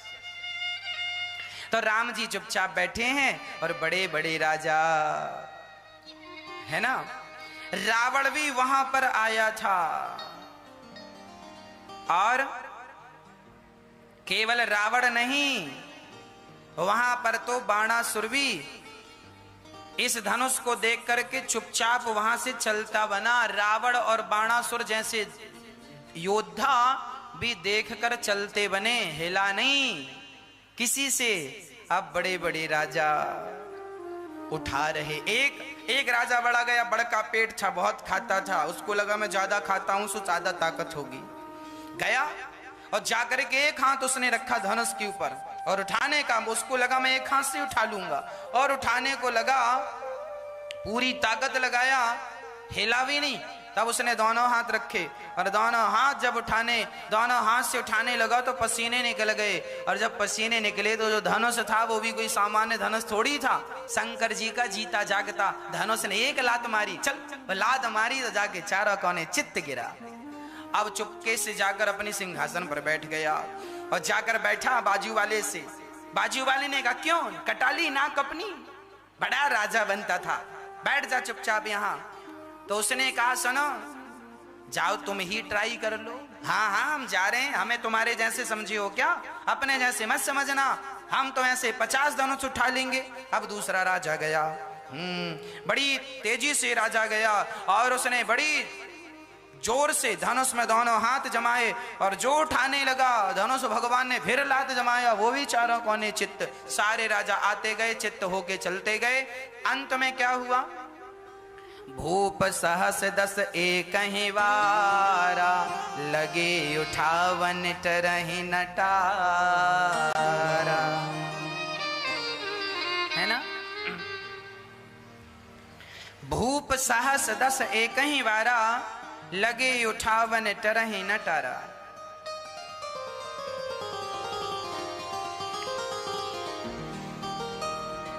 एक साथ 10,000 राजाओं ने एक वारा, एक ही वारा मतलब एक वार, सोमवार मंगलवार बुधवार गुरुवार, वार कितने होते हैं मैया जी, कितने वार होते हैं बताओ? 7 वार होते हैं ना। अब बताओ इन 7 वारों में सबसे बढ़िया वार कौन सा है? कौन सा वार बढ़िया है? मैया जी बताओ कौन सा? सोमवार, मंगलवार। 7 वारों में श्रेष्ठ वार है परिवार। 8वां वार है परिवार। जिसका परिवार अच्छा है उसका सोमवार भी अच्छा, मंगलवार भी अच्छा, बुधवार भी अच्छा, गुरुवार भी अच्छा, शुक्रवार भी अच्छा, शनिवार भी अच्छा। और जिसका परिवार ही अच्छा नहीं है तो क्या सोमवार, क्या मंगलवार, क्या बुधवार? 7 वारों को अच्छा बनाना हो तो अपने परिवार को अच्छा बनाइए। एक ही वारा, एक ही दिन 10,000 राजाओं ने उठाने का प्रयास किया, जब धनुष नहीं उठा। दीप दीप के भूपति नाना, आए सुनी हम जो पुण्य ठाना। अब बड़े बड़े, अब जनक जी ने देखा कि कोई धनुष नहीं उठा सका, और जनक जी को बड़ा गुस्सा आया जानकी जी की तरफ देख करके, और जनक जी उदास होकर बोले, अब लगता है मेरी बेटी को जीवन भर कुंवारा रहना पड़ेगा। कोई क्षत्रिय नहीं है, क्षत्रियों से पृथ्वी खाली हो गई है, इस धनुष को कोई उठा नहीं सकता। अब जनक जी की बातें सुन सुन के लक्ष्मण जी को बड़ा गुस्सा आ रहा। अरे भैया जी बैठे और ऐसी बातें चल रही, ऐसी बातें चल रही। अब लक्ष्मण जी तमतमा के उठे, जनक जी ठहरो। हाँ हाँ ठहरे हैं, बताओ क्या चाहिए? अरे चाहिए क्या? जहां हमारे भैया राम और हम जिस सभा में बैठा करते हैं ना, वहां कोई ऐसी बातें नहीं करता कि कोई क्षत्रिय नहीं बचा। हम हैं क्षत्रिय और हम इस धनुष की क्या बात कहें, सारी पृथ्वी को गेंद की तरह लेकर के भाग जाएंगे। हाँ, अब राजा डर गए, हे भगवान धनुष को क्या कहें, पृथ्वी को लेके भाग जाएंगे। तो किसी ने कहा जब पृथ्वी को लेके चले जाएंगे तो फिर ये कहां रहेंगे, ये भी तो पृथ्वी में ही है। लक्ष्मण जी का क्या कहना है? लक्ष्मण जी शेषानांग हैं, शेषावतार हैं, और लक्ष्मण जी अर्थात शेषनांग भगवान के ऊपर ही पृथ्वी रखी है। शेषनांग भगवान के फणों पर ही पृथ्वी रखी है, ऐसा हमारे शास्त्रों का मत है ना। अच्छा, साइंस भी कहता है कि पृथ्वी पानी में टिकी हुई है और शेषनांग भगवान समुद्र में है, और समुद्र के ऊपर पृथ्वी टिकी है शेषनांग भगवान के ऊपर, तो पानी, सांप पानी में ही तो रहता है। तो साइंस भी लगभग वही बात कह रहा है कि पृथ्वी पानी में है। आप जमीन में कितना भी खोद लीजिए, पानी ही पानी है, और पृथ्वी पानी पर है, और शेषनांग भगवान भी पानी में रहते हैं क्षीर सागर में। तो पृथ्वी उनके ऊपर, उनके शीर्ष पर टिकी हुई है। तो वह कह रहे हैं कि हम पृथ्वी को लेकर के दूर तक गेंद की तरह चले जाएं, और आप कह रहे हैं धनुष की बात।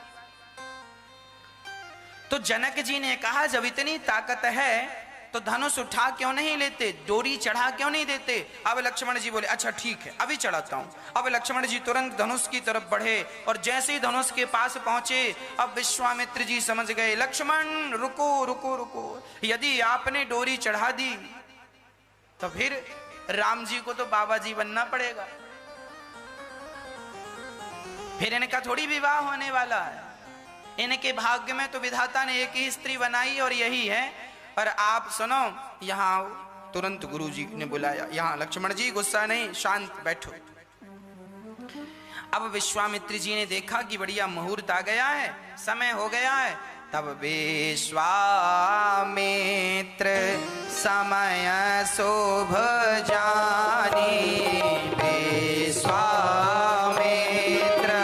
समय शोभ जानी, भोले अति स्नेह माया वाणी, भोले अति स्नेह माया वाणी, उठाहूँ राम भंजहूँ भव चाभा, उठाहूँ राम भंजहूँ भव चाभा, बैठहूँ तात जनक परितापा, बैठहूँ तात जनक परितापा।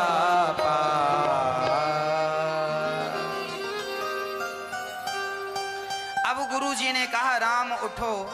राम जी उठे, हाँ गुरु जी आज्ञा। जाओ धनुष को ठिकाने लगाओ। अब राम जी गए, अब तो सारे लोग टुकुर टुकुर देख रहे हैं, पलक झपकाने का नाम नहीं ले रहे हैं। पता नहीं पलक झपकाए तभी काम तमाम हो गया तो देख नहीं पाएंगे। सब टुकुर टुकुर बिना पलक झपकाए देख रहे हैं। और माता सीता जी का हृदय तो जोर जोर से धक धक धक धक करने लगा, पता नहीं उठता है कि नहीं। सीता माता पृथ्वी माता से कहने लगी, हे पृथ्वी माता, अभी तक धनुष को आपने पकड़ा था, अब जरा छोड़ दो, बिल्कुल हल्का कर दो, सारा वजन इसका बिल्कुल खींच लो, बिल्कुल फूल की तरह कर दो। हाँ? और अब सीता जी यहां प्रार्थना कर रही हैं और राम जी गए।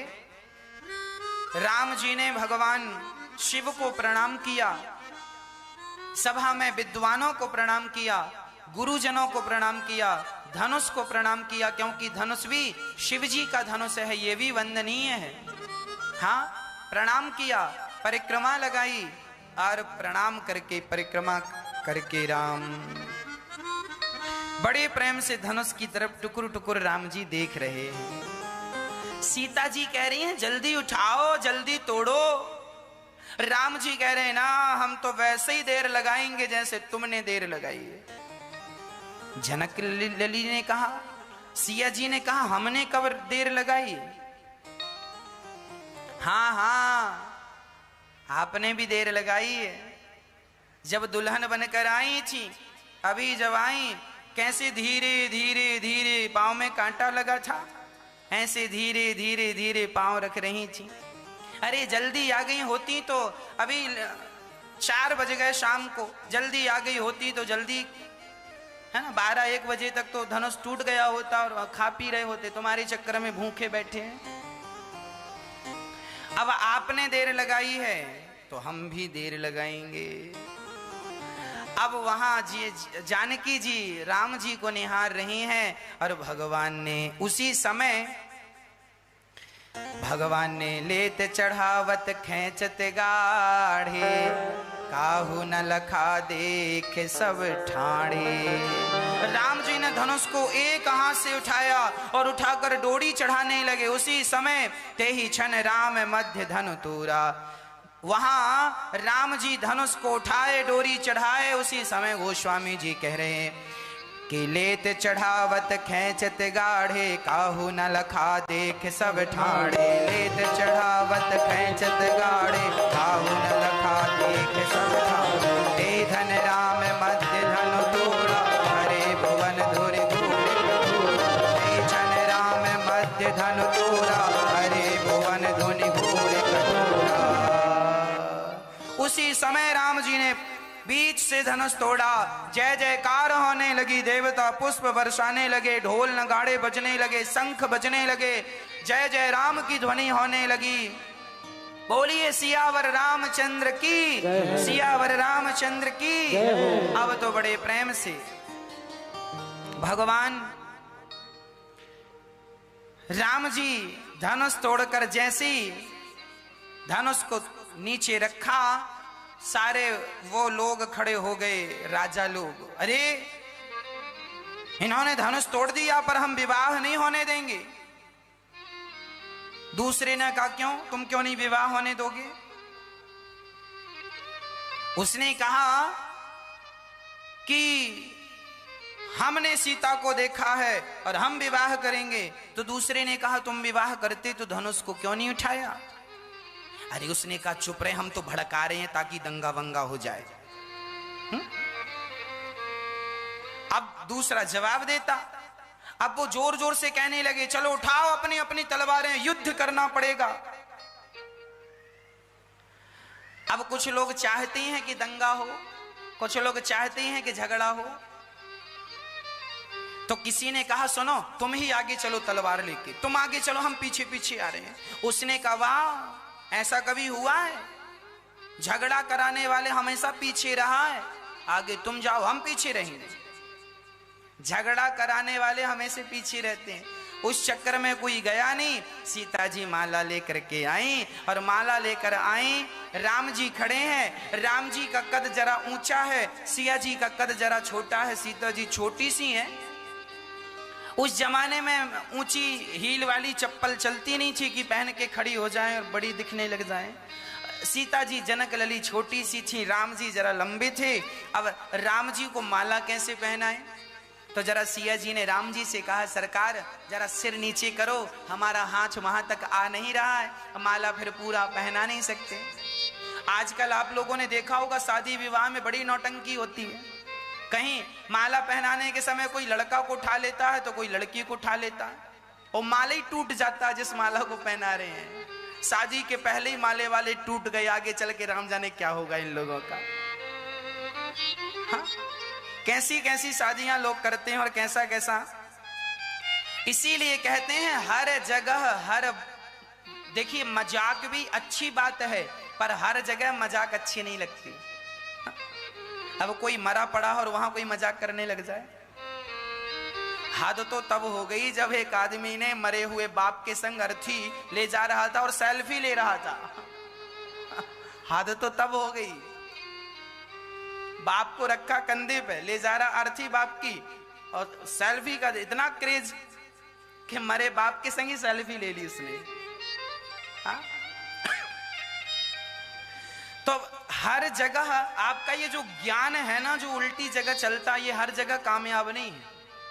कहाँ मजाक होनी चाहिए, कहाँ मजाक नहीं होनी चाहिए, कहाँ कौन सी बात होनी चाहिए, कहाँ कौन। इसीलिए कहते हैं कि शिक्षा तो हो पर शिक्षा के साथ दीक्षा हो।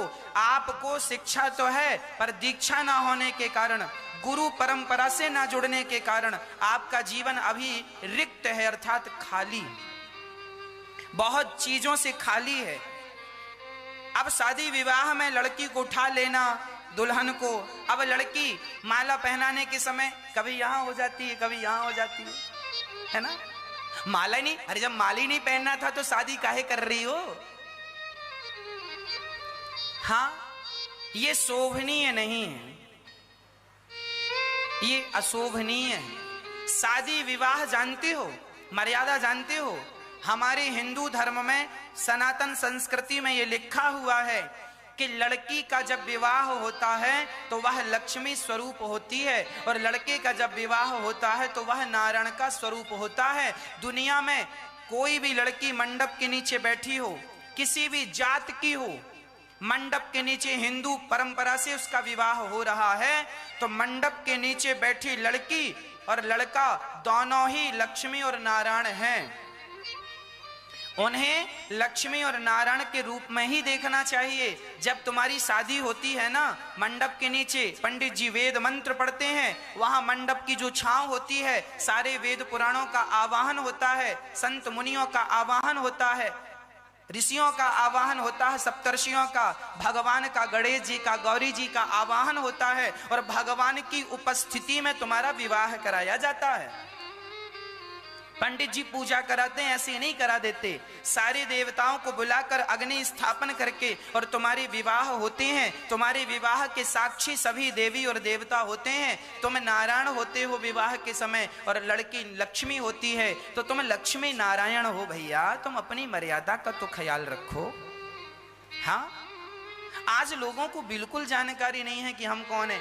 आजकल तो लड़के शादी करने जाते हैं, अपनी शादी में शराब पी के आते हैं। हाँ या ना? हमने सुना कि लड़का शादी में बार बार दुल्हन की गोद में जाके गिर रहा था। क्यों गिर रहा था दुल्हन की गोद में? ज्यादा पी रखी थी, बैठा भी नहीं जा रहा है। हम तो लड़की के माँ बाप से कहेंगे ऐसे दुल्हे को तुरंत उल्टा लटका के मारो और तुरंत बारात को वापस कर दो। जो लड़का मंडप के नीचे अपने आप को नहीं संभाल सकता, वो तुम्हारी लड़की को जीवन भर क्या संभालेगा?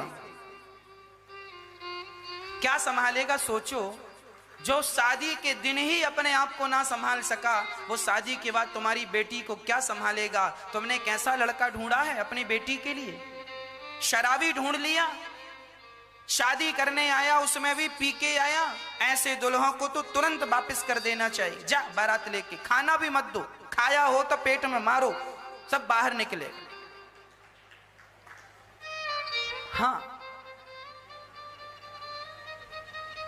इसीलिए आप अपनी बेटियां जरा सूझबूझ के दिया करो, समझदार को दिया करो।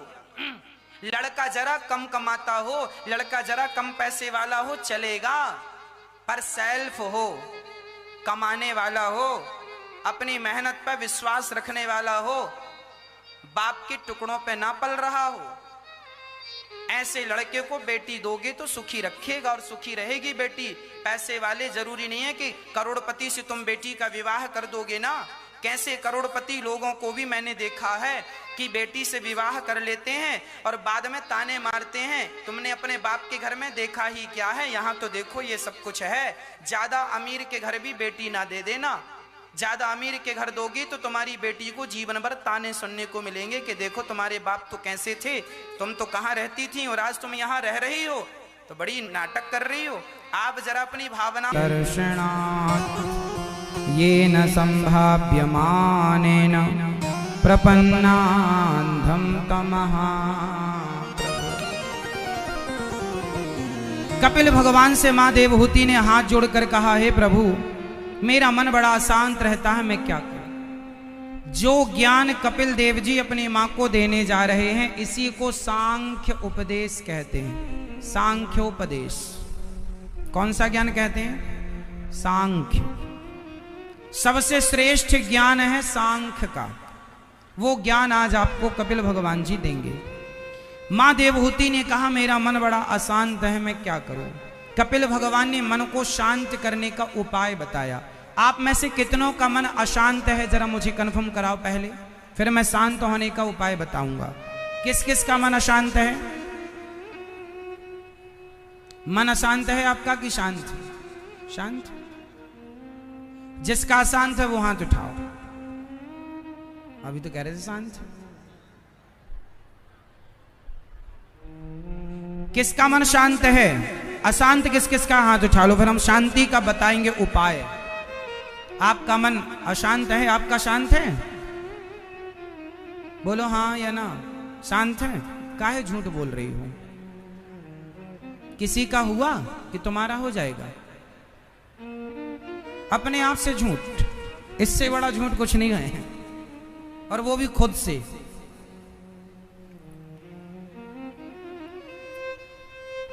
मन अशांत है सबका। किस किस का? अर्जुन कह रहे हैं कन्हैया से, हे कन्हैया मेरा मन बड़ा अशांत है। अर्जुन जैसों का मन अशांत है, वो स्वीकार कर रहे हैं कि मेरा मन अशांत है। और आप लोग कह रहे हैं कि मेरा, कुछ लोग कि मेरा मन बड़ा शांत है।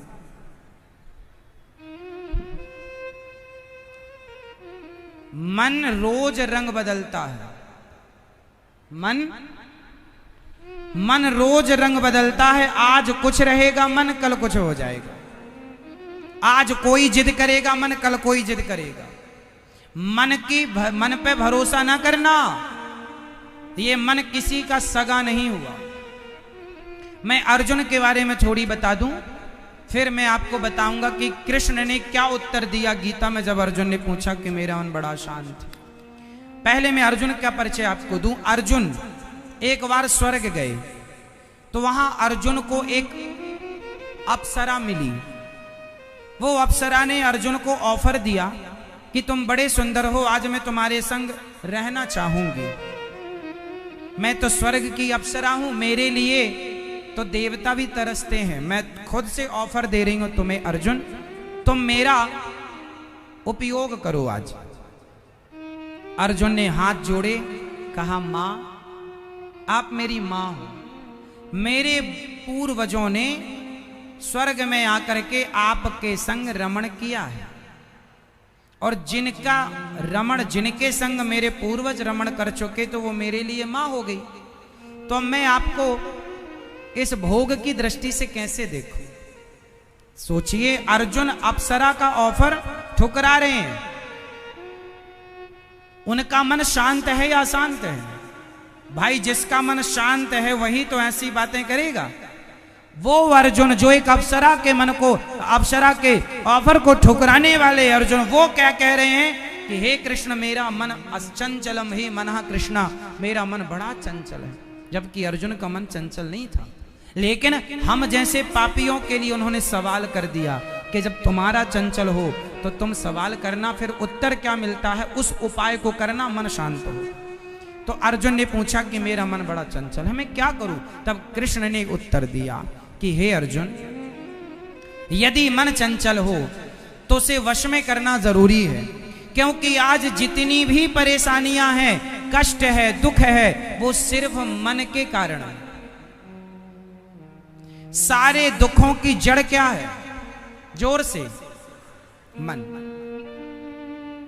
सारी जिंदगी आपको परेशान कौन करता है? मन। आप अपने पड़ोसी से, अपने पति से, अपने पुत्र से परेशान नहीं हैं, आप अपने मन से परेशान हैं। बूढ़ापा आ गया आपका, लेकिन मन की इच्छाएं अभी तक अधूरी हैं। तो ये मन सबको परेशान कर रहा है, सबको, एक भी नहीं बचा। साधु संतों को भी ये मन परेशान कर रहा है, सबको। छोटा बच्चा है, उसका मन खिलौने में, थोड़ा बड़ा हुआ उसका मन स्त्री पुरुष में, और बड़ा हुआ जमीन जायदाद प्रॉपर्टी पैसे में मन, और बड़ा हुआ और ना जाने तमाम इच्छाएं, बिजनेस व्यापार, ये हो जाए वो हो जाए, गाड़ी हो बंगला हो। सारी जिंदगी मन लगा रहा और लगा लगा ही मर गए। क्या मिला? आदमी मर जाता है पर अपने मन को वश में नहीं कर पाता। और ये मानव का शरीर मन को वश में करने के लिए मिला है, पर आप मन को वश में तो करते नहीं, कुछ और करते हैं। मन को वश में कैसे किया जाए? सारी फसाद की जड़ कौन है? आपका गुजारा घास की झोपड़ी में भी हो सकता है, बोलो हाँ, पर बड़ा सा बंगला हो, ये किसकी इच्छा है? आपकी या आपके मन की? जोर से। गाड़ी 800 हो, छोटी हो तो भी यात्रा हो सकती है, पर मर्सिडीज हो, बड़ी गाड़ी BMW हो, ये किसकी इच्छा है? जोर से। मन की। पेट तो दाल चावल सब्जी रोटी से भर जाता है, पर 56 भोग हो, किसकी इच्छा है? पत्तल में आदमी खा लेता है, पर सोने की थाली में खाऊंगा, चांदी की थाली होनी चाहिए, किसकी इच्छा है? आप सारी जिंदगी अपनी मन की इच्छाएं पूरी करते हैं। जरा मुझे बताओ कि आपके मन की इच्छाएं पूरी हो गई? बोलो नहीं। आप ना आज के 10 साल पहले जरा वापस जाओ, जब आपकी शादी नहीं हुई थी, तब आपकी इच्छा थी शादी हो जाए, शादी हो गई। शादी के बाद जब आप पहली बार अपनी पत्नी से मिले और पहली बार संसार के भोगों का सुख लिया, तब से लेकर आज तक आपने हजारों बार संसारिक सुख भोगा। लेकिन मैं आपसे सवाल करूंगा, इतनी बार संसार का सुख लेने के बाद क्या आपका पेट भरा? इतनी बार आप खाए हैं, क्या खाने से पेट भरा? इतनी बार इतने पैसे कमाए, क्या आपका पैसे कमाने से पेट भरा? सारी जिंदगी इच्छाएं इच्छाएं इच्छाएं करते गए, अब पूरी कर लेंगे, अब होगा। अब आपके चक्कर में बाल पक गए, बुढ़ापा आ गया, कमर झुक गई, पर तुम्हारी एक भी इच्छा पूरी हुई हो तो मुझे बताओ। हुई? किसी की हुई हो तो बताओ। इच्छा पूरी नहीं होती और हम पूरी करने में जो पूरा होता ही नहीं है उसे आप पूरा करेंगे कैसे? इच्छाओं को पूरा करते करते शरीर पूरा होने को आता है, पर इच्छाएं जस की तस अधूरी की अधूरी रहती है। इसलिए आज मैं आपको बताऊंगा कि आप एक चीज पूरा कर लो, अपने आप सब पूरा हो जाएगा। अच्छा ये बताओ, जरूरत और इच्छा ये दोनों एक ही हैं या अलग अलग हैं? जोर से। जरूरतें और इच्छाएं, आप बताइए इस जीवन में क्या पूरा हो सकता है, इच्छाएं या जरूरतें? क्या? जरूरत पूरी हो सकती है, पर इच्छाएं, जरूरत तो रिक्शे वाले की भी पूरी हो जाती हैं। जरूरत क्या है आपकी? रोटी, कपड़ा, मकान और शिक्षा, ये हमारी जरूरत है। तो जरूरतें पूरी हो सकती हैं, पर इच्छाएं रावण की पूरी ना हो सकी। रावण की इच्छाएं थी कि मैं लंका से स्वर्ग तक सीढ़ी बनाऊं, पहली। रावण की दूसरी इच्छा थी कि गोल्ड में, सोने में खुशबू होनी चाहिए। यह प्रस्ताव पारित करवाना चाहता था। इच्छाएं पूरी। और रावण की तीसरी इच्छा थी कि मैं अमर हो जाऊं। हम काहू के मरही न मारे। क्या रावण की इच्छाएं पूरी हुई? ना तो अमर हो पाया, ना तो स्वर्ग तक सीढ़ी बना पाया, ना तो गोल्ड में खुशबू भर पाया। इच्छाएं रावण की पूरी नहीं हुई और जरूरतें तो माता शबरी की भी पूरी हो गई। आप यदि जरूरतें पूरी करते तो आप दुनिया के सबसे अमीर व्यक्ति होते, क्योंकि जरूरतें पूरी हो सकती हैं। पर आप क्या पूरी करने में लगे हैं? जोर से। इच्छाएं, जो कि ना तुम्हारे बाप दादा किसी की पूरी नहीं हो सकी, तुम्हारी क्या होंगी? इसलिए इच्छाएं तो पूरी करने का सोचो ही मत। जरूरतें पूरी करो, भगवान में मन लगाओ। इच्छाओं का कोई अंत नहीं। अब ये मन चंचल है, वश में कैसे हो? तो गीता में भगवान कहते, अभ्यासेन तु कौन्तेय वैराग्येण च गृह्यते। हे अर्जुन, अभ्यास। अच्छा एक बात बताओ, मंदारी को आपने बंदर नचाते देखा? किस किसने देखा? मंदारी के इशारों पर बंदर नाचता है, जबकि बंदर सबसे चंचल है। तो जरा मुझे आप बताओ कि मंदारी ने अब बंदर को वश में कैसे किया होगा? आप बताओ भैया। डमरू से। तो आप भी एक डमरू लो, बंदर के आगे बजाओ, भला होता है क्या? होगा? गलत उत्तर। डमरू से नहीं, प्यार से। किससे? किससे? किससे? बोलो। मंदारी ने बंदर को एक दिन में वश में नहीं किया, सालों लगे हैं उसे। धीरे धीरे वो बंदर को अभ्यास कराता है, मारता है बंदर को, डांटता है, खाने को नहीं देता। जब तू मेरी बात मानेगा खाएगा, नहीं देगा नहीं मानेगा नहीं। केला बगल में रखता, चने बगल में दिखाता, बस है, खिलाता नहीं। पहले मेरी बात मान। मारता है।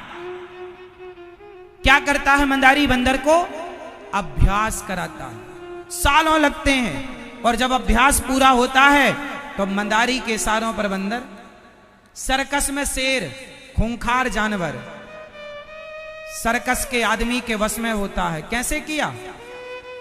कैसे किया? अभ्यास, प्रैक्टिस। कैसे किया? कैसे किया? अभ्यास। हाथी को सर्कस में खिलाया जाता है, क्रिकेट, कहीं फुटबॉल। कैसे? जोर से। हाँ, सोचो, इस पर विचार करना घर पे जाकर कि यदि अभ्यास से बंदर को वश में किया जा सकता है, अभ्यास से हाथी और शेर को वश में किया जा सकता है, तो मन को भी आप अभ्यास कराते एकाग्र होने का, तो क्या मन आपके वश में नहीं होता? क्या मन को आप अभ्यास कराते कि मेरे वश में चल, कहां भाग रहा है? तो क्या मजाल इस मन की कि आपकी बात टाल जाता? आपने कभी प्रैक्टिस नहीं कराई। जो मन कहता गया करते गए। पराई औरत में मन गया तो चले गए। देखेंगे, ताकते रहते तुझको सांझ सवेरे, देखो।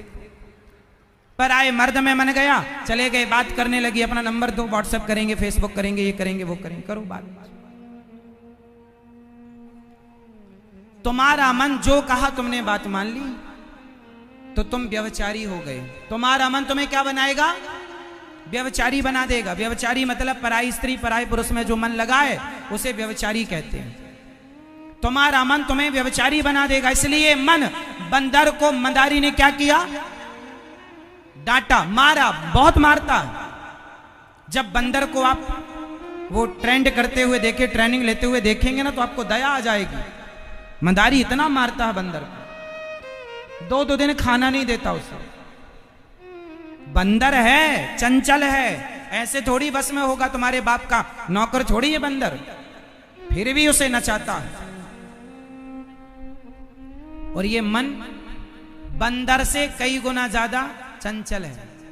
इसे भी वश में करने के लिए, बंदर तो 1 साल में वश में हो गया, इस मन को वश में करने के लिए साधु संतों को पूरी जिंदगी लग जाती है, तो भी ये मन वश में नहीं हो पाता।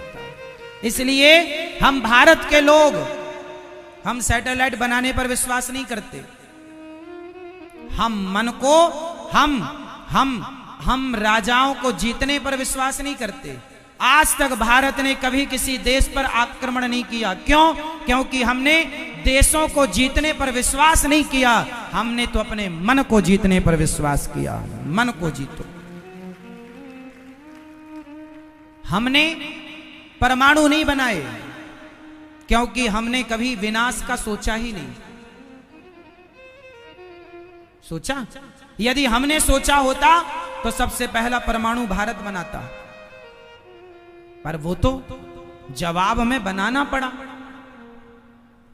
कि भाई तुम ज्यादा उछल कूद ना करो, हम भी बना लेंगे।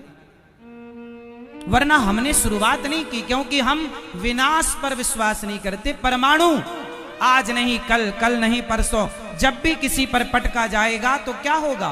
विकास ना होगा। नागासाकी पर पटका गया, हजारों निर्दोष लोग मारे गए, छोटे छोटे बच्चे मारे गए, पशु पक्षी मारे गए। कौन जिम्मेदार है? क्या गलती थी उनकी? हम भारत के लोग हैं साहब, हम विनाश पर विश्वास नहीं करते, हम अपने मानसिक विकास पर विश्वास करते हैं। हम अपने मानसिक विकास को विकसित करते हैं। हम अपने द्वारा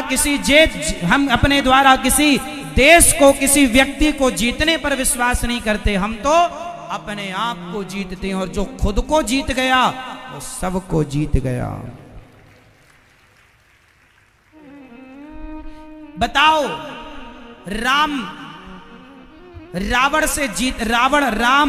रावण को जीतने से पहले राम ने किसे जीता है? उत्तर कौन देगा? राम ने रावण को जीतने से पहले किसे जीता है? उत्तर दो। मैं कथा नहीं सुनाऊंगा आपको, कथा का सार सुनाऊंगा। कथा आप सबको पता है, मैं सिर्फ सार बातें बताऊंगा आपको। वो सार तत्व जिस पर आपकी कभी नजर नहीं गई। उत्तर दो। आप सब जानते हैं, पता नहीं उत्तर दे पाए ना दे पाए। राम ने रावण को जीतने से पहले किसे जीता? किसको जीता? किसको? किसको? मन को। रावण हार गया। राम से लड़ने के पहले रावण हार गया। बताओ कहां हारा रावण?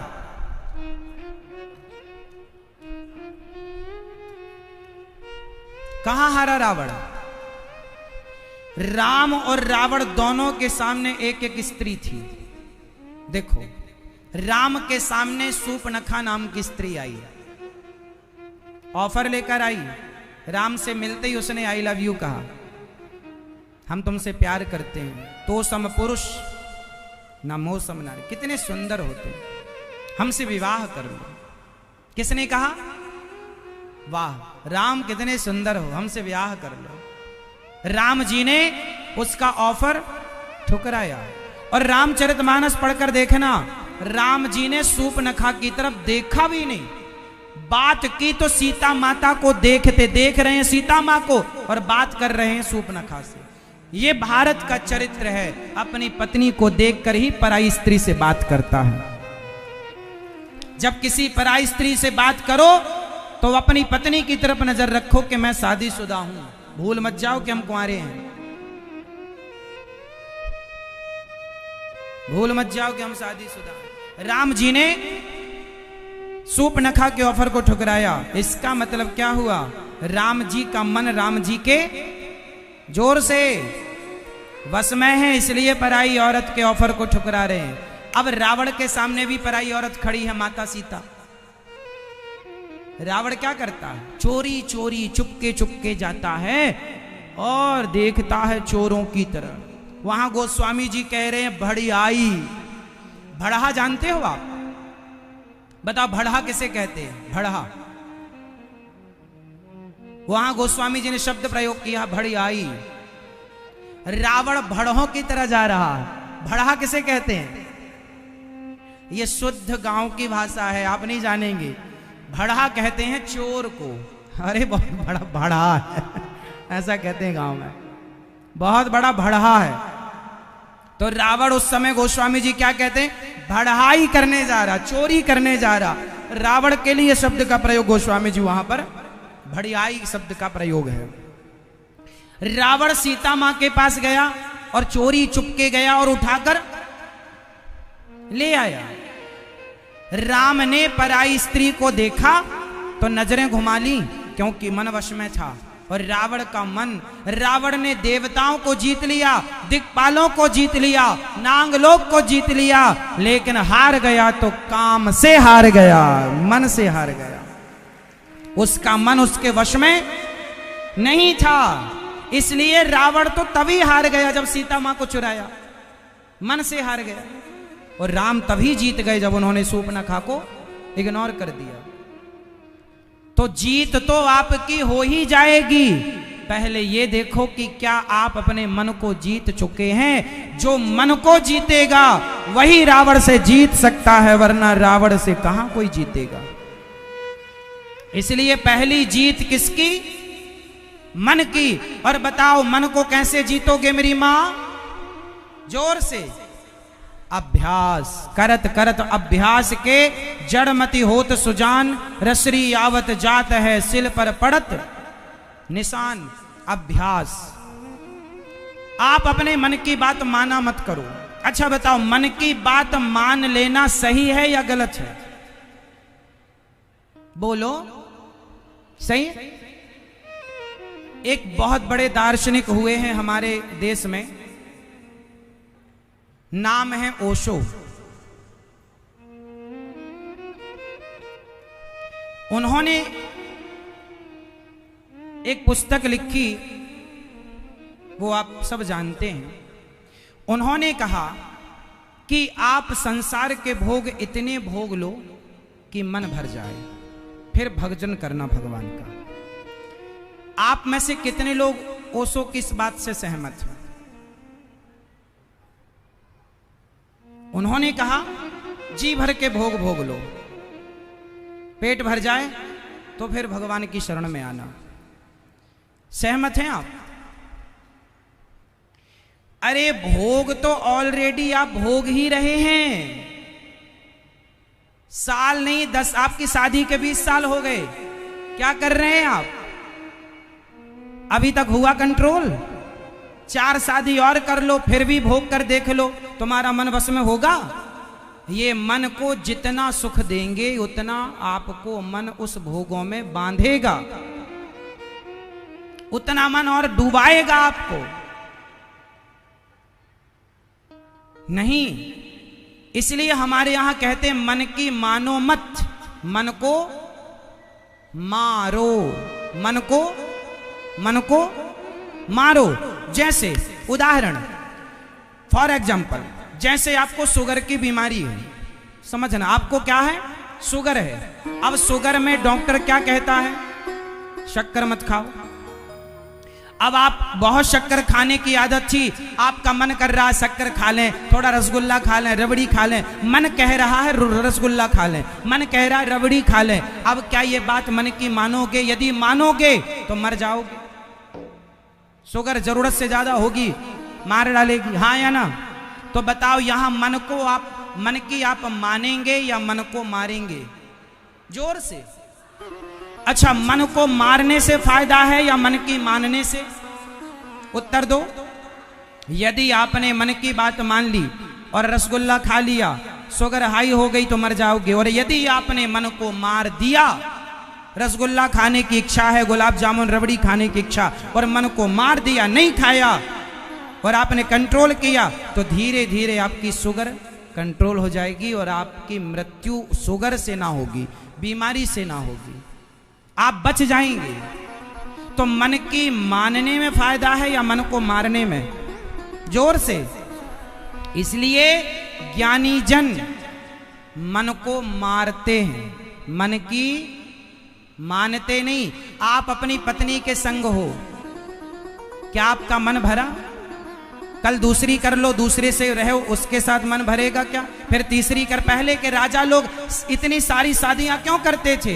भोगी थे, उनकी इच्छाएं इतनी ज्यादा थी कि उनकी इच्छाएं पूरी, मर गए, इच्छाएं पूरी कहां हो पाई? इसलिए उन राजाओं ने जिनने सैकड़ों रानियों के संग भोग विलास किया, क्या उनका मन तृप्त हुआ कि तुम्हारा होगा? इसलिए मन विषयों से हटाना